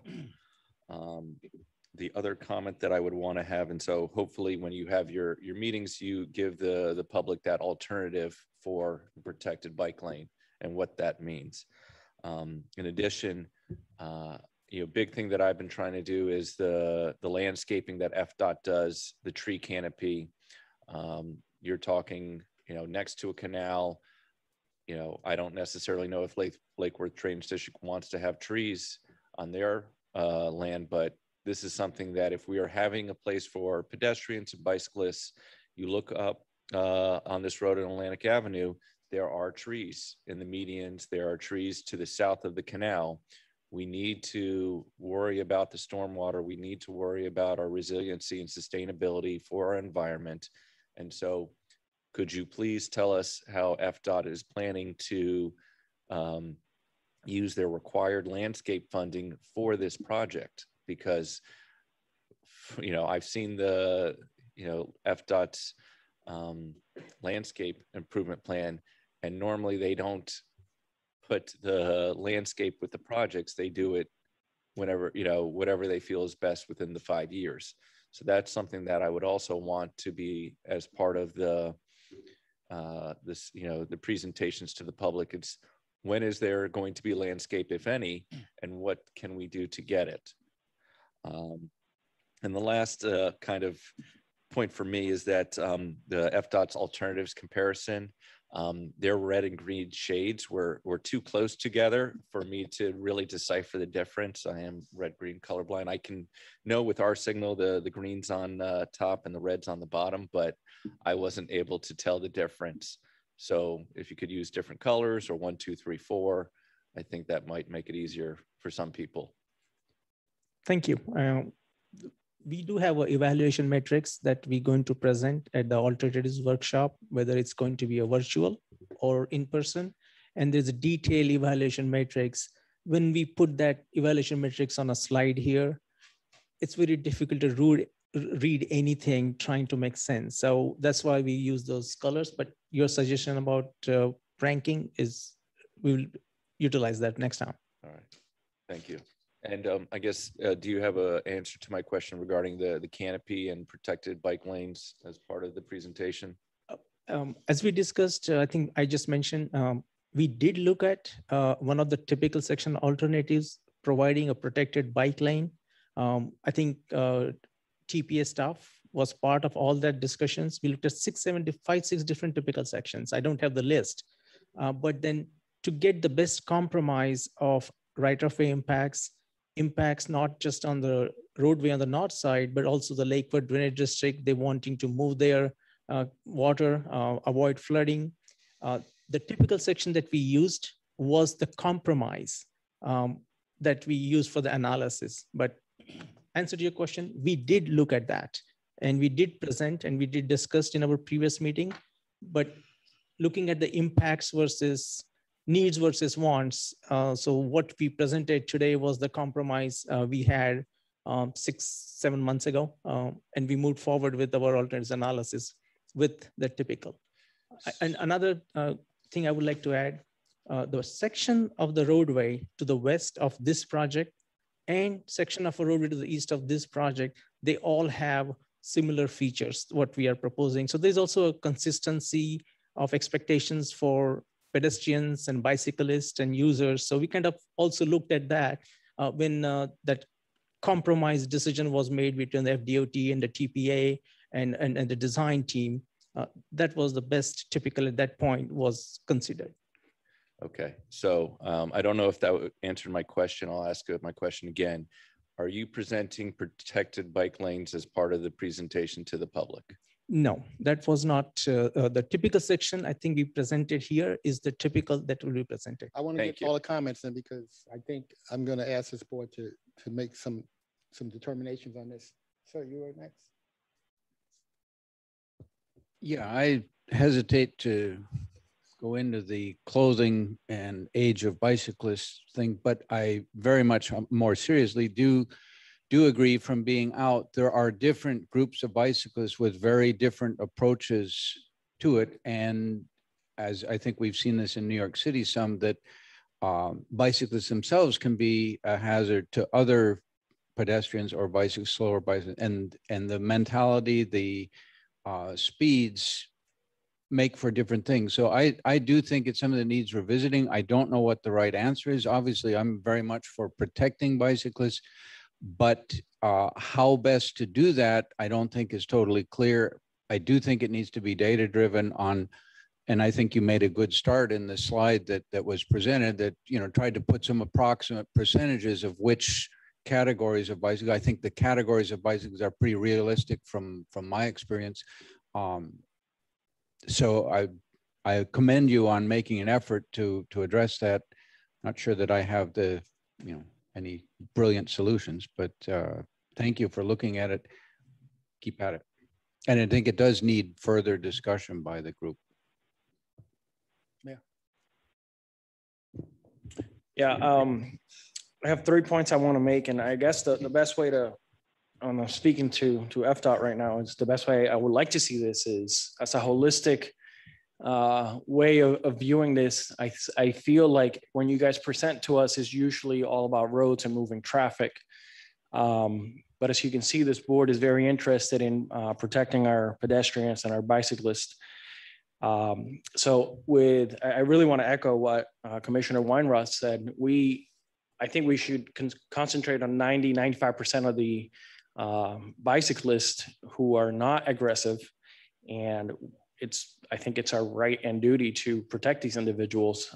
As we saw the statistics at the last meeting, the numbers are not going down. We're talking about vision zero, but yeah, we continue to have these issues on the road. The casualties are continuing to stay steady or increase rather than decrease. So I would like FDOT to, when you guys present, similar to the way that you presented us 3 alternatives for the road, how to move vehicles from point A to point B, I would like to see alternatives very similar to how the TPA presented alternatives for bicyclists and pedestrians. I would like to see that also presented, and definitely protected bike lanes. I think what Mayor Grant said, Commissioner Weinroth said, I think that's true. And I feel that most of us feel the same way here in this board.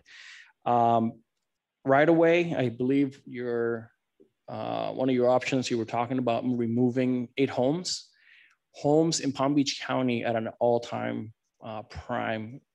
If that happened today, I don't know what these 8 families would have to do to go find a home. Because right now, I know people that have placed bids on homes and they can't seem to be able to purchase a home. The inventory of homes here is crazy. We have an influx of people moving in, which I think at some point it correlates to transportation. So I would like us to also kind of have a gauge on that too. But yeah, right away, I don't see how I can support removing 8 people from their home. So, and then the last comment I wanted to make was landscaping. Mayor Grant, he's brought up this point several times. FDOT has funds to invest in landscaping, and it seems like anytime you guys present anything, it has nothing in there with landscaping and how we environmentally also invest into the community. So I'd like FDOT to also make that part of the plans moving forward. Thank you.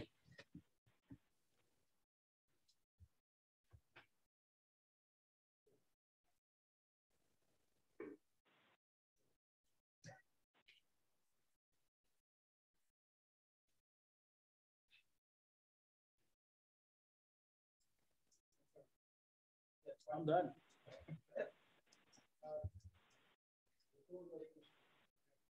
I have John. Yes, I have John Crane from FDOT. Thank you. Can you hear me? Yes, we can.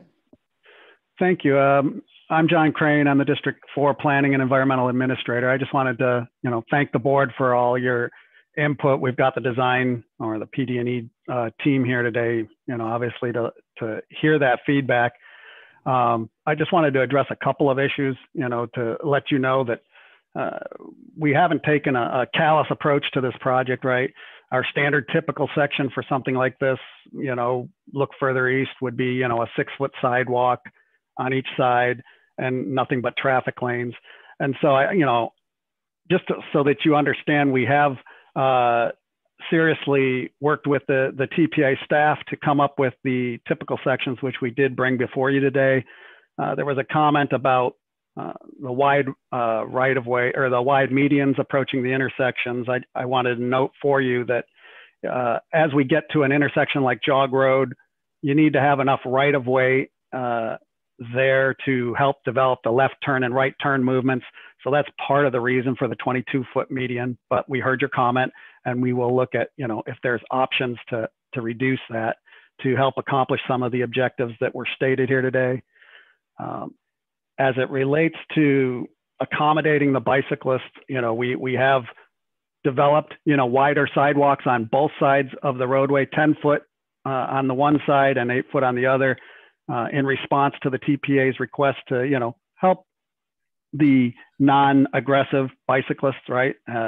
And so there's definitely a concern, we are all Vision Zero, and we're serious about that just as the TPA is.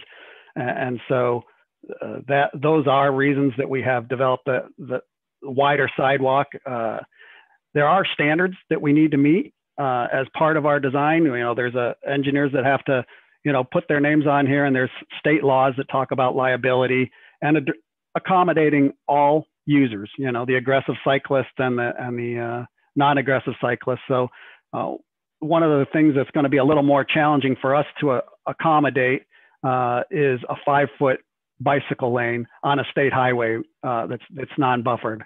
Our standard is a 7 foot bicycle lane, and if for some reason an aggressive cyclist or even a non-aggressive cyclist decides to ride in the road, if they are injured or worse, killed, and they're riding in a 5 foot bike lane where we didn't provide a standard 7 foot or 5 foot buffered bike lane, that would be problematic as well. So as we work to balance all the needs of the users, even if it's only a 10% usage, right, of all the users, we are working to provide the wider sidewalks, and we're still continuing to work with the TPA to address their concerns. But I just wanted to touch on a couple of those issues and let you know that we hear what you're saying here today, and we'll continue to work with you to address that.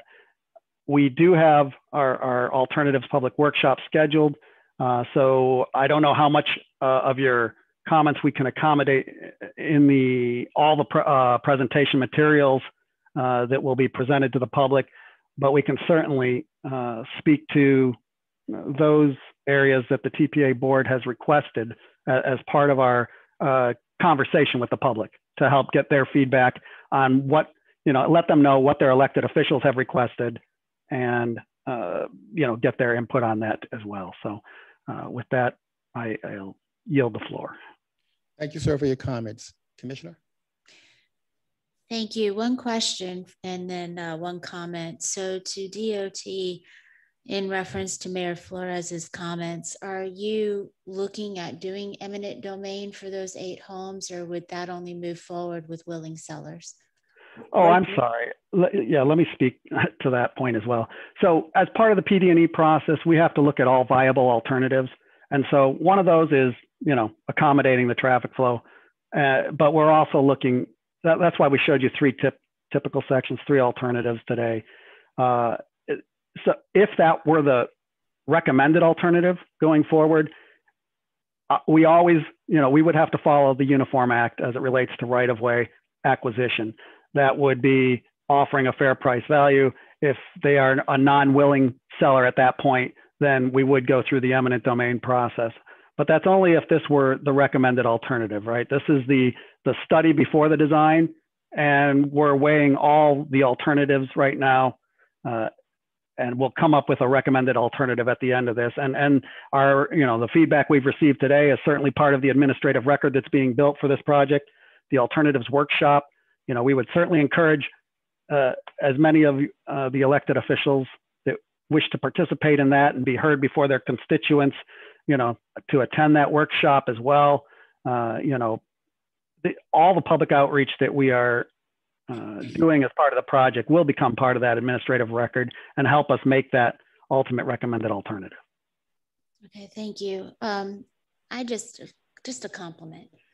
In terms of how this project is designed, I'm going to defer to the people whose districts and cities are most impacted by this.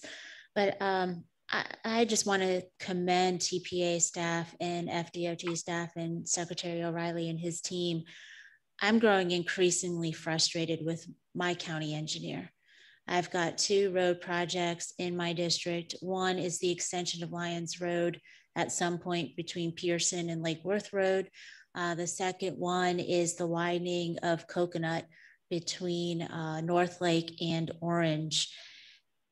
And despite several conversations, despite a study by the Treasure Coast Regional Planning Council with the Indian Trail Improvement District, and trying to come up with very thoughtful road design projects like this. And, you know, obviously it still needs some more tweaking, but your level of engagement between the state and the TPA to come up with a design that meets the needs of the community, that's desirable for the community, that protects pedestrians and bicyclists and still moves traffic. The 2 road projects that I referenced on the county's plan, despite trying to do that, they're still just dropped into the county's road plan without any consideration to any of those comments. And it's basically 5-laning Coconut with, you know, 4 lanes of traffic and a suicide lane down the middle, with no consideration that those 2 road projects are in entirely residential areas. And, you know, basically putting a throughway between, you know, somebody's home. And I just am so impressed with the thoughtfulness that has gone into this planning and the community workshops that you're going to do. And just wanted to say thank you to both Nick and your team, and to Secretary O'Reilly and his team that's well represented today. I appreciate what you're trying to do. Thank you.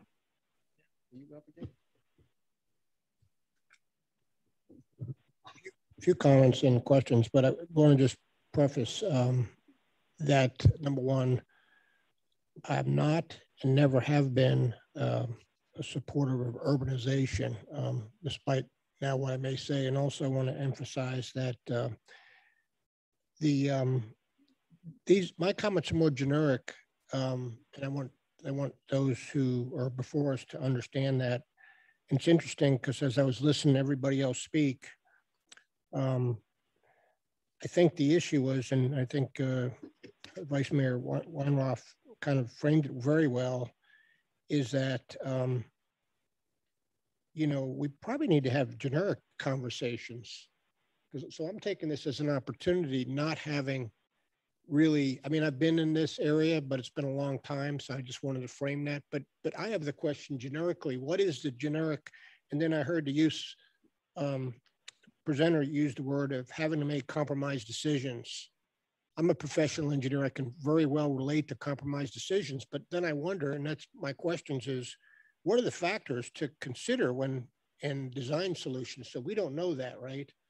And so that's kind of, I think if we got in those conversations, we would understand. So yes, I recognize there's extraordinary collaborations, but I sit here wonder, and I bet you some of my colleagues do up here, is this factor even being considered or not? If we knew it was, I might feel better about that someone is really enabled to make a compromise decision. Some questions I had, and I'm just going to frame them, and you don't necessarily have to answer now because it's generic. I want to emphasize that, but also want to frame, you know, there's consequences of using a suburban design approach. And I just want to relate to that again. And that's why I said that, you know, I'm not fond of urbanizing, but I think Indiantown Road and 995, at least for my recollection, maybe the last suburban interchange on 995. And for years, I've reflected upon this, that there was some adverse consequences to a suburban design. And what it was for years is you come off I-95, and if you were not from that area, you know, the off-ramp was so liberally designed for a suburban area that people, if you're out of the area, you wouldn't know you're getting off, you're entering into a town. And so literally it took years, and we would always have to, you know, do speed traps and stuff to get people when they get off the road to slow down to 45 mile an hour.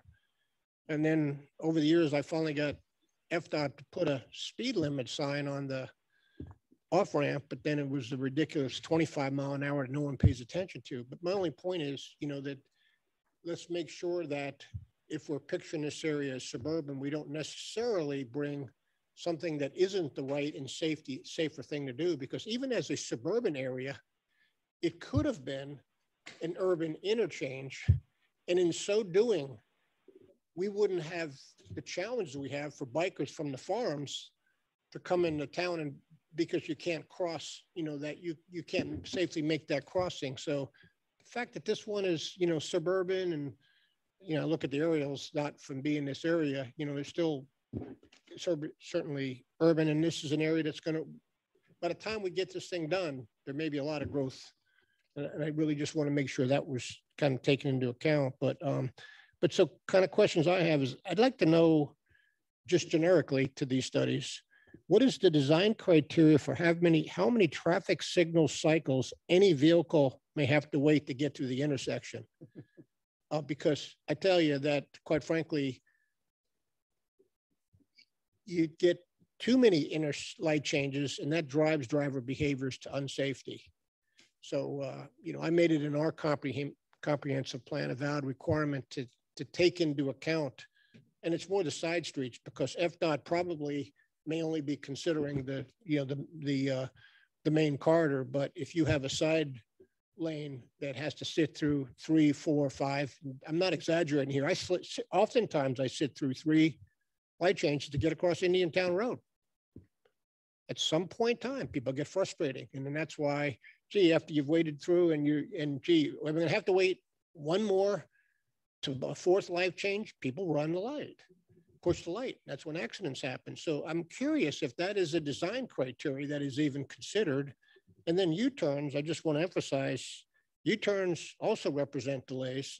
So while I appreciate the compromise decision that has to be made, to accommodate someone changing, it's just not an easy, you just can't say, oh, just let them go to the next intersection, because it's almost funny. Another road that I normally go through, we can count on, you want to get in the 2nd turn lane, because the first one is going to really be, it may look shorter, but there's a good percentage of people, doing U-turns. So I appreciate the challenge you all have in coming up with, the compromise decisions, but I want to make sure that I'm beginning to understand more the totality of what you do consider, right? Yeah. Because again, I submit, you cause driver frustration, and that's why I feel as an elected official responsible that if I didn't do my job to try to eliminate that with proper designs, then I'm contributing to the frustration that might have led to, some unsafe, situation. And then lastly, and again, I'm conjuring up images in my mind when I hear the 3rd turn lane, and I realize, why that's needed. But the more number of turn lanes you have, the intersection gets wider and wider. I'm also, wondering about at what point in time, does that come into account? Because then that delays the time for a pedestrian to get across an intersection, right? So I'm not suggesting you need a 3rd lane, you do it, but then that needs to be factored into the design, right? I mean, 6-lane road is one thing, but a 6-lane road blown out to be, 8, 10 and 12 lanes because of, turn lanes. And I'm not suggesting we have that here, but so I'm just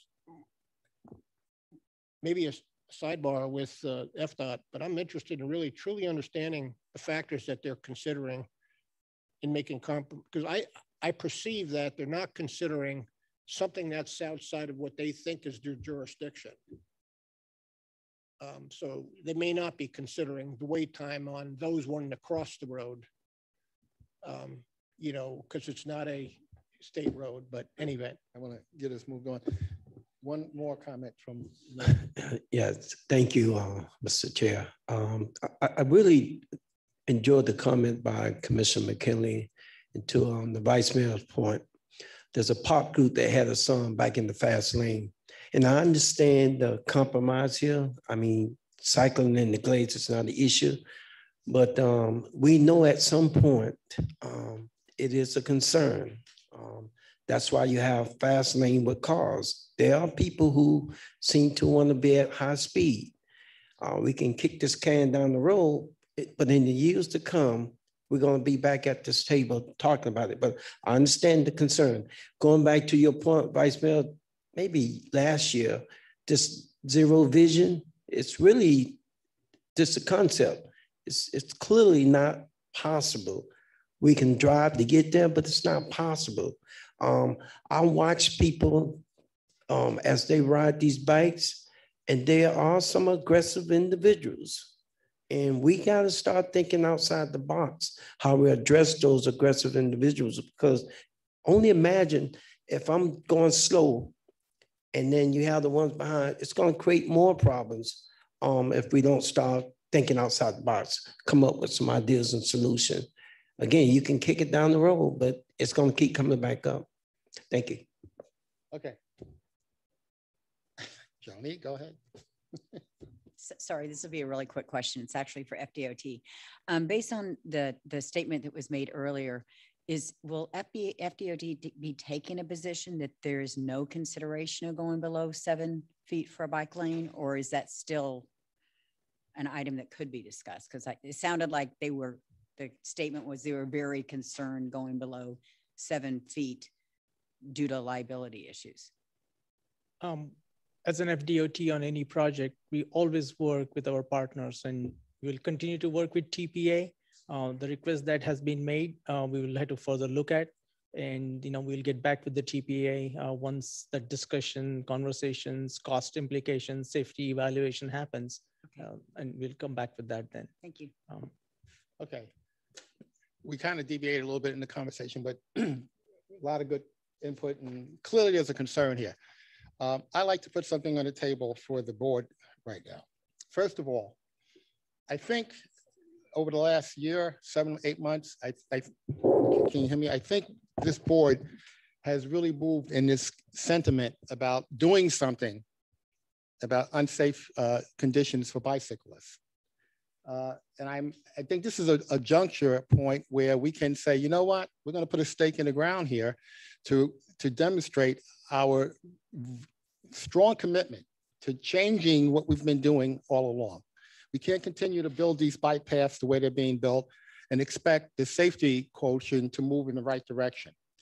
I just want to comment on this 10% comment about 10% aggressive riders. We don't plan the highways just to address the aggressive drivers, do we? We plan the highways for the preponderance of drivers that are going to be driving out there, regular people trying to follow the rules to get from point A to point B.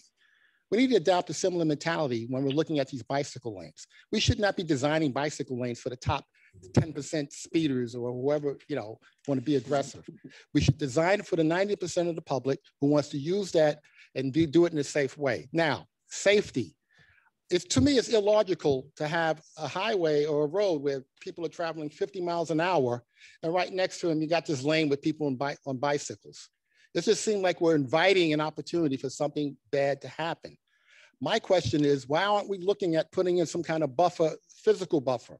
I don't know if they're metal poles. I don't know what the answer is, but that's what we should be considering. Instead of an empty 2-foot buffer, let's put something in between the bicyclists and the cars. All right, I'd like to see the engineers and staff do some brain work around that and come back with options in that vein. To that extent, though, I want to see by a show of hands, are we this committed as a board to changing the direction we're going in with bicycle safety? If you are, raise your hand. I want to see a consensus. I mean, I'm talking about us doing something, not just talking about it and asking DOT to look at something, all right? Now, with that said, I see, let the record show we have a consensus of hands raised saying that we actually want to begin doing something to change this trajectory about safety for bicyclists. And for this project, I'm going to recommend today that we table this project. I want the staff of both DOT and TPA to come back with options that really will address putting some separation in between the cars and the bicycles. Can I get a go ahead. Motion to table to allow staff to work with FDOT to allow for protected bike lanes as part of the resolution. All right, we have a motion and a second. Do we have to take a roll call on that, Margie or Paul? I'm sorry, for my clarification, I was writing, I have Mayor Grant as a motion maker, and who is, thank you, Vice Mayor. So can I do we need a roll call? No, you do not, and it's non-debatable. Okay, all in favor? Good. Any Yay. opposed? Commissioner Sachs, yes. Okay, we hear you, Commissioner. All opposed? We have no opposed, so the motion carries as presented. I just want to say to DOT and to the TPA staff, we appreciate the efforts that you've been putting forth, but I think the message we're giving you today is it's a different day and it is a different priority, and we don't want to continue to talk about this. We want to hear about, oh, we looked at it and we worked with the staff and we came up with we want a different approach that's really going to protect our bicyclists. So with all due respect, that's where we are right now. Okay? Thank you. Right. Thank you. Okay, moving right along. Mr. Chairman, on behalf of all MAFLs, we thank all of you mammals for being the bad drivers. Thank you. Okay. All right. I think that completes item 2. We're going to item 3A, which is an information items. We're going to ask our member, Council Member Thompson. He's going to give us an update, I think, on Smart Growth America Championship Institute.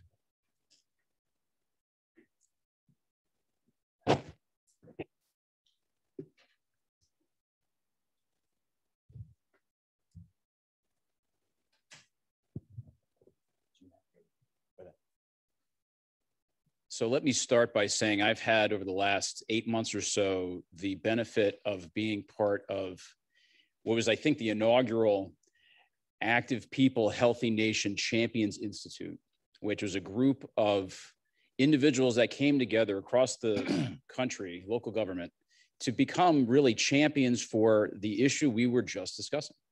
That is more complete streets, changing the perspective to make sure that we are building roads that are safe for everybody and not just the most efficient means of travel for cars.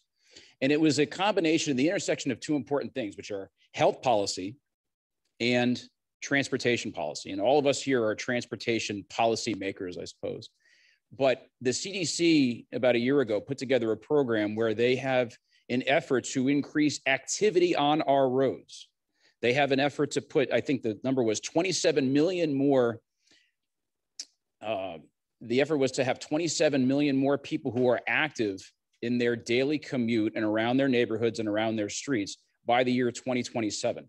So they came together with Smart Growth America to put together a program to create champions who can help accomplish that. And where does that happen? It happens at the local level. It happens with us. So they put together this Champions Institute, and I was blessed to be chosen to be one of these champions. And the groups, as you'll see here, it's all over the country, probably less urban areas. The most urban was Houston, but after that, it was probably maybe Louisville, but then after that, it was like South Florida. It was Boca. So we had the benefit of getting, over the course of 6 months, every month, there was a training seminar held on one afternoon. So it's not a heavy lift, but we would get instruction from transportation planners, urban planners, health policymakers on how best to accomplish what can be a heavy lift when it comes to finally implementing things like complete streets, because it goes against the unfortunate wave of time and some of how, roadways and our transportation network was designed, and the difficult policy decisions that come from that at the local level when it comes to, for example, reducing lane capacity. And so we had, over the course of that 6 months, like I said, a series of seminars where we learned the following. For us as transportation policymakers, it is actually very helpful to know the kind of, Bob, I should have said that I was waiting for you to make a motion to adopt on my presentation before I started. But we had the benefit of learning the basics of complete streets, how to put together a policy if your community doesn't have one. We here at Palm Beach County do, because the TPA has put together guidelines for things like complete streets. But then it gets into the nuts and bolts of how do you actually implement it? How do you design it in a way where you can get consensus? Where is the funding going to come from? Not every community has the benefit that we have here in Palm Beach County, where we have local funding source like the TPA that can help add to and subsidize the cost of these important improvements. Some of these other communities don't have that. We talked about what the return on investment looks like. And we talked about being able to communicate this in a way that is compelling to our constituents, because we're going to get pushback at some point from some group about, what do you mean you want to take away lanes of traffic on Federal Highway? What do you mean you want to cut down Palmetto Park Road to 1 lane each way? And those are just two active discussions that we're having at the city of Boca Raton now. And so for me, at least, the training that we got in this could not have come at a better time, because it was topical, timely, and is going to help us have these discussions going forward. We also went through a few case studies, successful places where these kinds of changes were made. Greenville, South Carolina was one, Irwin, Tennessee was one, and then one which I think you all are familiar with, at least some of those in West Palm Beach, because Clematis Street right here, one street over, was a success story for this. And it wasn't without its challenges. Mayor Keith James came and explained to us the kinds of difficulty he was having. Because remember, the businesses were closed, or I should say the road was closed, and thus the businesses had impacts for how long? It was a while. It was a while. But it all came out better at the end. And that's what local policymaking is. It's looking for doing the best we can, despite short-term challenges, to make sure that we come out with a long-term solution that is better for everybody. And that's what that was. And then the last part, and the one that was most significant, I think, for me, was the capstone. This isn't just talking about it like our chairman says. We're not just here to talk about these issues. We're here to make it happen, actually make decisions to actually improve things. And so the last segment of our Champions Institute was figure out a way, whether it's coming up with a policy that your community can implement, or building a campaign to raise awareness, or coming up with an actual active activity that you're going to do to use your training. And in my case, that all culminated in, let me just take a step back. So it was December of last year. We were going through a training on what it looks like. What do roads look like from non-drivers? And I remember seeing this slide, which was put on by one of the trainers at Smart Growth America. And it made me wonder, especially the one on the right. You see the one on the right there? It's a sidewalk with poles right in the middle of it. And what they were trying to stress to all of us was how to change your perspective. Because all of us as local decision makers, our greatest relationship to our transportation network, our most common way of how we know what this looks like, is because we drive it. We drive our city, we drive our community, we drive our district. We know what it looks like, we think. We have a sense of what it really is like. But as we know, roads are not just for drivers. And I was guilty, I thought, of knowing my city, but knowing in a way that was kind of driving, specific. And so I wondered what these things would look like from the ground view, from the street level perspective. And that's what gave me the idea to actually go out and see what my city looked like from the street level. How was I going to do that? I wasn't going to walk it because it would take me forever. But over the years, I had been doing this thing where I was running around and picking up trash, and I finally figured it out. I was like, I need to figure out how many miles of roads there are in the city and how I can accomplish this, because I want to actually see what my city looks like from the ground level. And that's what gave rise to this Run the City initiative of mine, where I am actually running every mile of every street in the entire city, cleaning up trash, true, but also doing this, seeing what it looks like from somebody who's pushing a stroller or in a wheelchair or a bicyclist, including the mammals. And it came to be an incredible and important, I think, change in perspective, because it allowed me to get a better understanding of what my city really is like. And there are so many users of our roadway that don't have the benefit of a car. When I was a kid, I didn't have a car until I was 21, 22, something like that. So I did a lot of walking. When I was going to school, or when I was going to my job, or I was home for the summer from college, I walked. And you get a car for about 10 or 15 years, you kind of forget about that. You forget about what that perspective is. And you forget about how different the life is when you're somebody walking or having to bike to work than it is when you're driving. And I was thankful that I had kind of a chance to see what that was like again. And so my capstone project, such as it is this Run the City initiative.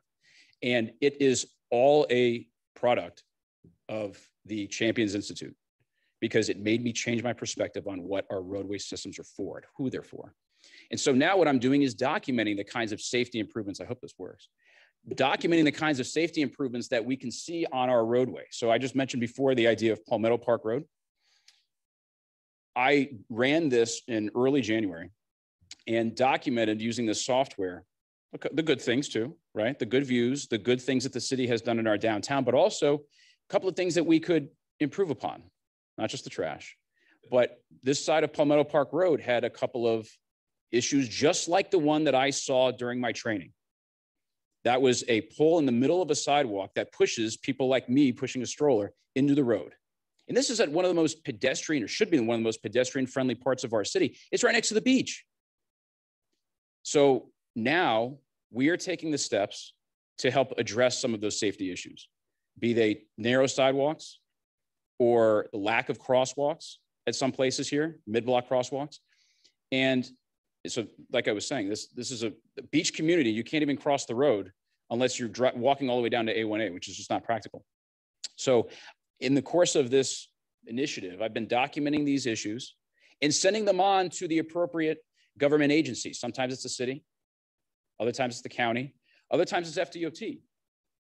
And their folks left. And so I wanted to make sure that they know that when they come into the meetings, it's not always stones that are being thrown at them. We have very robust discussion with them about safety improvements the way it should be. But they did a very good job on Glades Road. I had identified some issues. And I think this is just an example of government working faster than it normally does. They've already fixed a huge stretch of sidewalk on Glades Road, which is a state road. County's done the same thing. Some of these sidewalk improvements that I had identified, thanks to our county partners, those issues have already been addressed. And so I'll stress one last time that this institute, the Champions Institute, was incredibly helpful to me as a local transportation policymaker, because it helped change my perspective in a very, very active way. They are now accepting applications for the next round. That's not me, is it? They're accepting applications for the next year's training. Again, 6 months, one training seminar each month, not a heavy lift, but the impact is, at least in my case, has been enormous. So those applications, I think, are being accepted now by the Champions Institute and Smart Growth America. So I'd urge everybody, if you're interested in that, to apply, because it made a lasting impact on me. And I'm here to answer any questions if you have. Commissioner. Yeah, thank you. Councilman, you do, just by putting up the list of your cohorts on that team that you served with over the course of the training sessions, I note that Mayor Steve Williams from Huntington, West Virginia was on there. So immediately seeing his name gives me a different perspective. You talk about trying to make it more pedestrian friendly, more bicyclist friendly, picking up trash, beautifying the community. For those of you that don't know, Huntington, West Virginia was the city most impacted by the opioid epidemic. They have lost a significant amount of young people in that community. And so I think another part of this initiative, and I'm so happy that you brought this up today, you have the opportunity to heal communities as well by providing physical fitness opportunities that contribute to a healthier mental health. And those that are probably in that community in active recovery, having a safe outlet to walk, to get fresh air, to ride the bike. So not only in our community, we take a lot of those resources for granted, but in his community, he's trying to help his community heal. And so just thank you. It's been a hell of a year for local elected officials. You've had a lot on your plate and a lot of little ones in your home as well that you've been trying to balance, and taking the initiatives that you're doing to run your city. I'll come walk with you. I'm not quite up to running. Kelly can run. But on top of everything that you've had to do the last year to be able to make this commitment to this institute, just thank you. Thank you, Commissioner. Let me say one other thing. Part of the implementation training that we had was a discussion regarding placemaking, bringing communities together, not just because the sidewalks are wider or because there's separated protected bike lanes, but the idea of implementing things like public art to create an attractive venue for people to come together and enjoy their neighbors. Remember, we were doing this in the middle of a pandemic, so all of that was kind of in the background. But even in January when we had that discussion, you could sense that there was a demand, a huge demand, and not just in Huntington, but all over, for people to be able to come together in that way again. In cities, we can provide a venue for that if we do it right. If we do it right. And you mentioned the young ones that I have. I have 5 now. And typically when I go out there, at least 2 go with me. And I can say that my son, who's 5, I told him about the sidewalk improvements that were already made on Glades Road and on Palmetto Park Road. He says, Dad, you got to make sure you give props to the county about that. I said, mad props? And he's like, yeah, mad props. So I wanted to make sure I told my county partners, thank you for making that happen on Palmetto Park Road. But let me say this other thing too, is that my son, the same child, whenever we're walking, whenever we're running, whatever we're doing, his eyes are now trained on sidewalk improvements. He says, Dad, sidewalk improvement. If he sees a broken sidewalk, that's what he does. And I think that's important because that's what we want our residents to be doing. All of them, not just my kids, but all of them need to know that we are on top of these things because we want our routes to be safe. We want them to promote activity on them. And I got that benefit by getting the chance to do this training. You better be careful. He's going to run against you. Any other questions, comments? Mr. Chair. I'm sorry, Mayor, go ahead. Thank you, Mr. Chair. I just wanted to say thanks and kudos to my colleague. Mr. Thompson is also, he mentioned the efforts over the last years to pick up trash as he ran. But what he's done in the last few weeks has been more transformative. He's been going to different neighborhoods, getting people to come together, as he said, as I guess a kind of post-pandemic placemaking. And I think last week picked up 100 pounds of trash, which is a staggering amount. Just in their neighborhood. For the record, our city staff is excellent. Our sanitation staff is excellent. Our roads, our municipal services are all excellent, but the extra set of eyes is helping, and it's helping get our community more involved. And I'm very glad you're doing it because I hate to run as well. So thank you for your efforts. Thank you. One of the best byproducts too has been over the course of time, as restrictions have loosened, as people have become more and more comfortable going out and coming into groups again. We've had just in the last month, almost, I think it was 170 volunteers have come out to come help clean their neighborhood, clean near where their office is located. And I expect that to continue. So up until now, up through today, almost 6 months, we picked up 600 pounds of trash. And the mayor's right. Like, our sanitation folks are the best in the business, but that doesn't incorporate random pieces of litter on the street, which even in a clean and beautiful place like Boca, it just happens. It just does. So that's why we're happy to help. Thank you, sir, for that very inspiring update. Appreciate it. And the invitation is open for anyone who's interested in joining that institute for the next cycle. So we'll look at that. Okay, moving right along. We're going to get an update now from Nick on our draft mobility vision map. I'm sorry, I thought you were going to do it. Andrew is going to do it for us. Sorry. Great. Andrew. No problem. Okay. Good morning, everyone. Andrew Euler, Deputy Director of Program Development here at TPA. I know we're running late a little bit, so I'm going to give you a brief presentation here. And really, this is a high-level presentation. This is a discussion that's been evolving over the past few years, and will continue to evolve the next few months in the next few years. So you'll be seeing frequent updates from us and our staff coming up in the next year. Our mission to collaboratively plan, prioritize, and fund the transportation system. I wanted to focus our attention here on collaborate. So, in this draft mobility vision and what we're moving forward, it's really going to take a lot of collaboration. It's not just our facility owners with the county, FDOT, and our local roadway owners. It's also our transit agencies, right? It's the decisions you all have to make with your local elected officials on land use decisions, which can be difficult. And it also includes our local communities and private investment in businesses along those areas. So why develop a mobility vision? So it's to achieve the TPA objective. So we have this objective to provide more mobility options in our future, to provide more car optional future. We have an ambitious target of a walk bike mode split of 30% by 2045.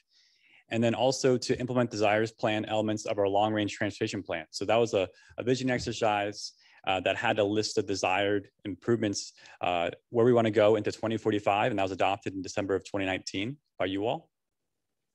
Is to accommodate growth and economic development. So focused development in areas with existing infrastructure so we can provide more efficient services. It's to invest in mobility options to promote safety and efficiency. And it also provides predictability to entice private investments. So that land use and transportation connection. So how will this mobility vision be funded? Well, the TPA and the region has continued to pursue federal and state flexibility in our funding sources to ensure that we can use that to the best of our ability and be effective in those federal and state funding sources coming to our area. But it's also going to take a local dedicated funding source. And a lot of that discussion has been moving more towards a local transportation surtax that would be a transition from our current infrastructure surtax.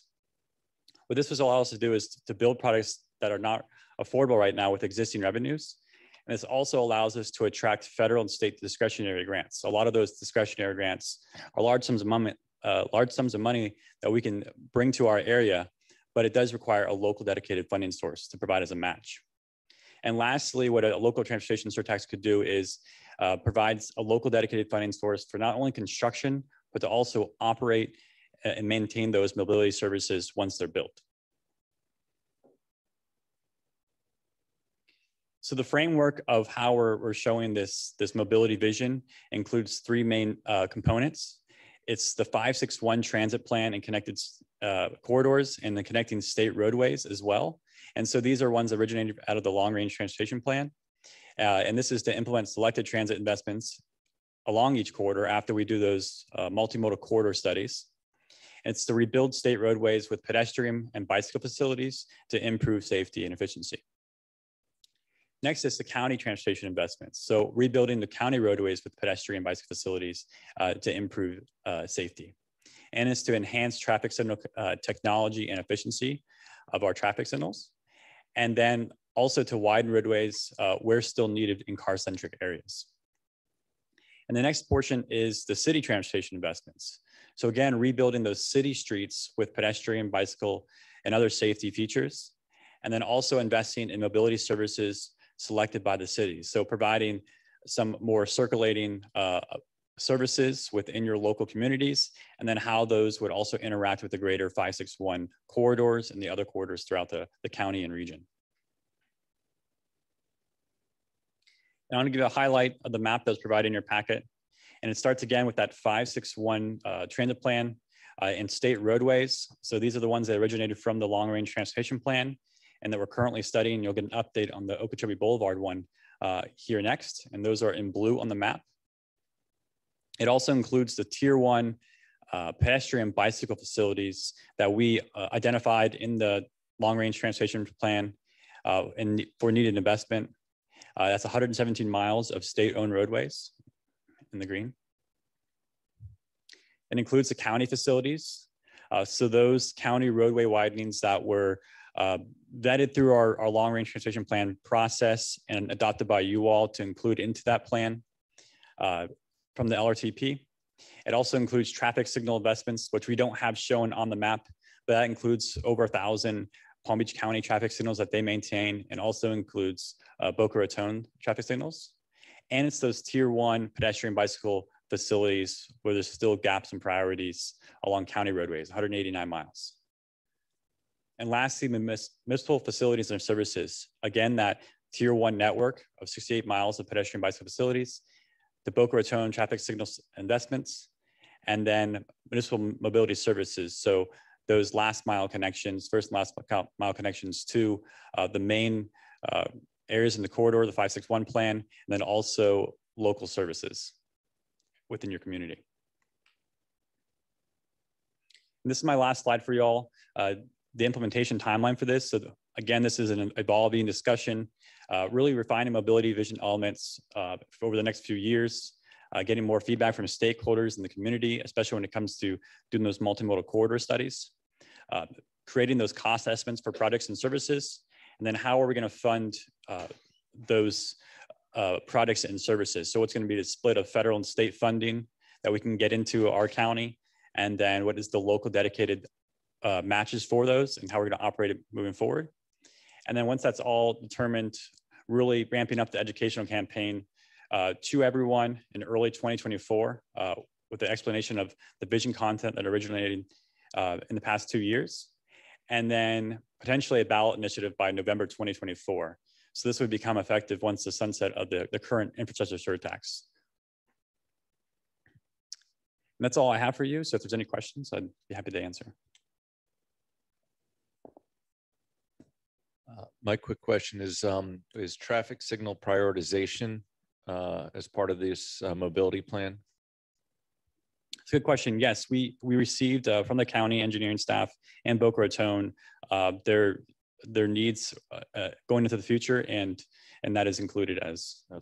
Yeah, my big thing is along with that last mile is to have PalmTran included with that traffic signal prioritization so that we can give the buses that priority that they need, because if we want to increase ridership, we have to have that incentive, which I feel is very valuable.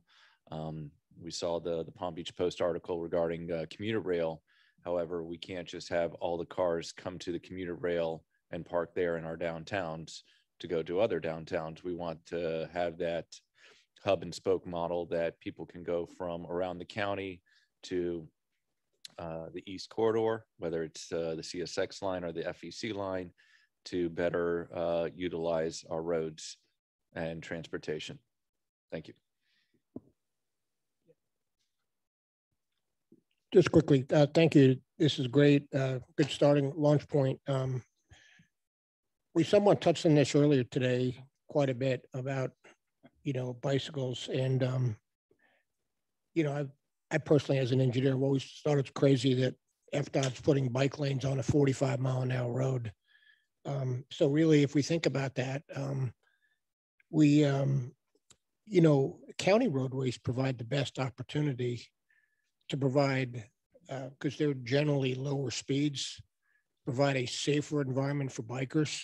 And just as a point of example, I heard, a few meetings ago, might have been the last one, that the county had just approved Prosperity Farms Road being done. And so as as someone who lives in that area, although outside of my jurisdiction, it isn't on the map. And yet, and I'm not finding fault, but it's that kind of roadway that is a much better, true mobility vision, because I can see it being used safely. So I know we started with the FDOT roadways because they've been investing in this, but I really would want, if we're going to be selling this to the public and really achieving our vision, that Prosperity Farms Road and perhaps a lot of, others that haven't been targeted yet should be put on this map, because otherwise, you look at this and, okay, if you live in this one area over here where there's a lot of options, you feel like there's something for you. But if you look in other areas, you don't get that feeling. And I'm just pointing out Prosperity Farms Road should be on there for that reason, and then maybe others. So this is a great starting point. It's not a criticism, but let's open our minds up with the county roads as being perhaps better options, for safer bicycling, because generally they're lower speeds. Okay. Any other questions, comments? Obviously, we're going to hear a lot more about this concept, and as we move forward and we get more specific information that we want to present to this board to move. And we have you saw the high-level timeline that we're looking at. We'll be refining that timeline as we move further to get to the goals we're trying to achieve. So thank you, Andrew. To that extent, now we're going to hear an update from James Reinhardt. He's going to talk about the initiation of the Okeechobee Boulevard and State Road 7 study kickoff. You're on, sir. Great, thank you. Good morning, everybody. I promise I will be quick and efficient, just like we hope for our enhanced transit in the future. So again, my name is James Reinhardt. I'm the lead transit coordinator for the Palm Beach TPA. I'm going to be providing a quick update on the Okeechobee Boulevard and State Road 7 multimodal corridor study. So quickly, I'm going to be touching on the study purpose and limits, as well as the study components, and then wrapping up with the public and stakeholder engagement efforts, as well as the timeline for this study.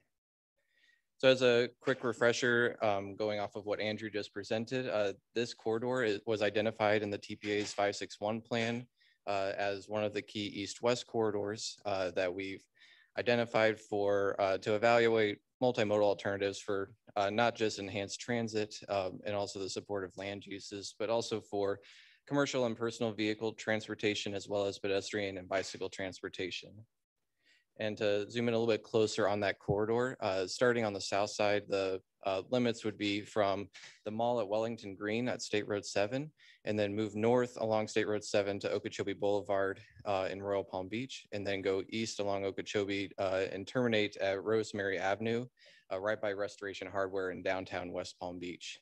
And a big portion of why we selected this corridor, it is a high ridership corridor for Palm Train at this time, but also within a half mile of the corridor, we identified 42,000 residents and 46,000 jobs along this corridor, which makes this one a key point to create that safe and efficient and connected multimodal transportation service for the county.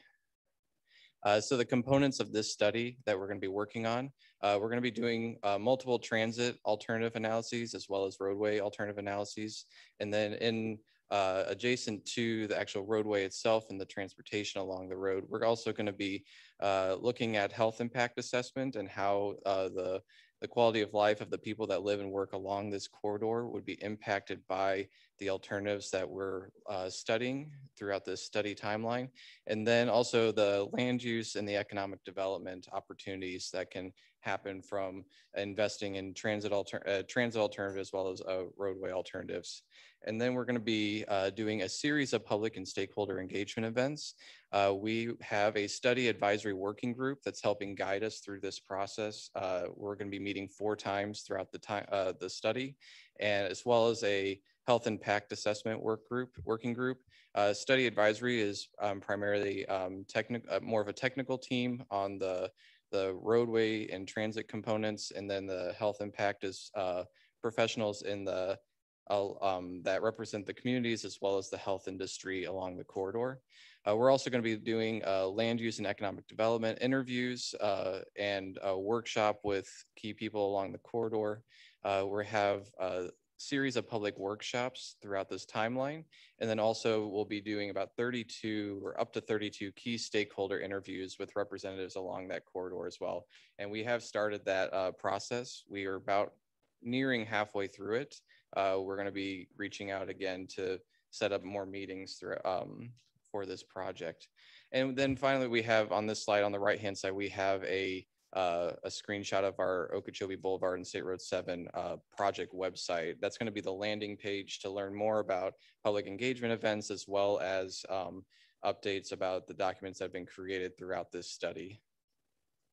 And the timeline for this study is we kicked it off in the spring, and then between April and June, we'll be having our first round of working group meetings, and then doing stakeholder interviews, and also doing a stories of the corridor, which is myself and part of our project team will be riding the bus service and meeting people along the corridor and interviewing them and learning about their experiences of riding transit and accessing the transportation services on Okeechobee and State Road 7. And then in July and September, we will finish stakeholder interviews, but then also do our second round of working group meetings and our first public outreach event.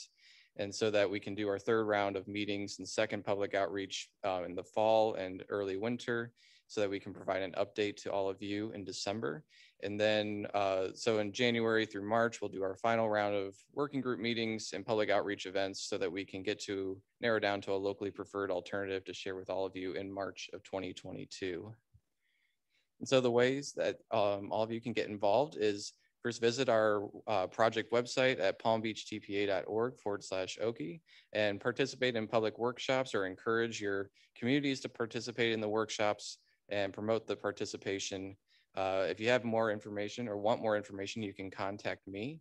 But then also one factor I wanted to show, and as Robin pulls it up on our project website, we have an interactive comment map that if you're on the home page and you select the comment map button, it will bring you down to the bottom.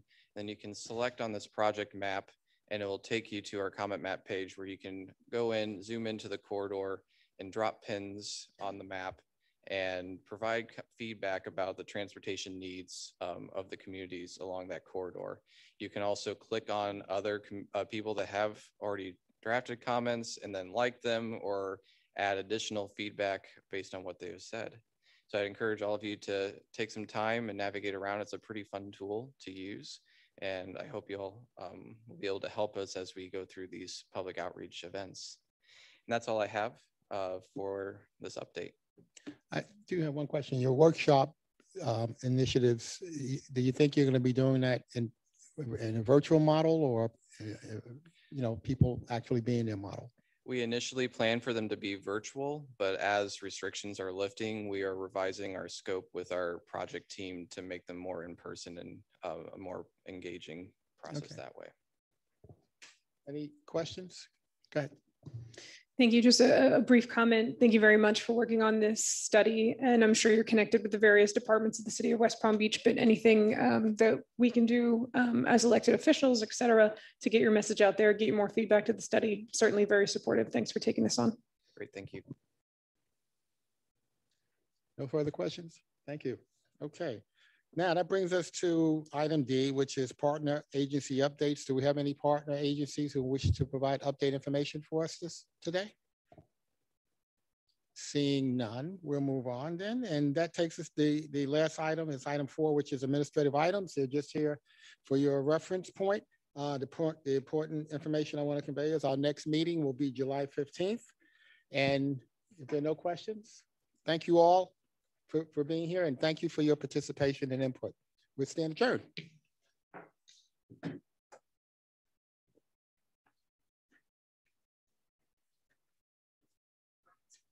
So you think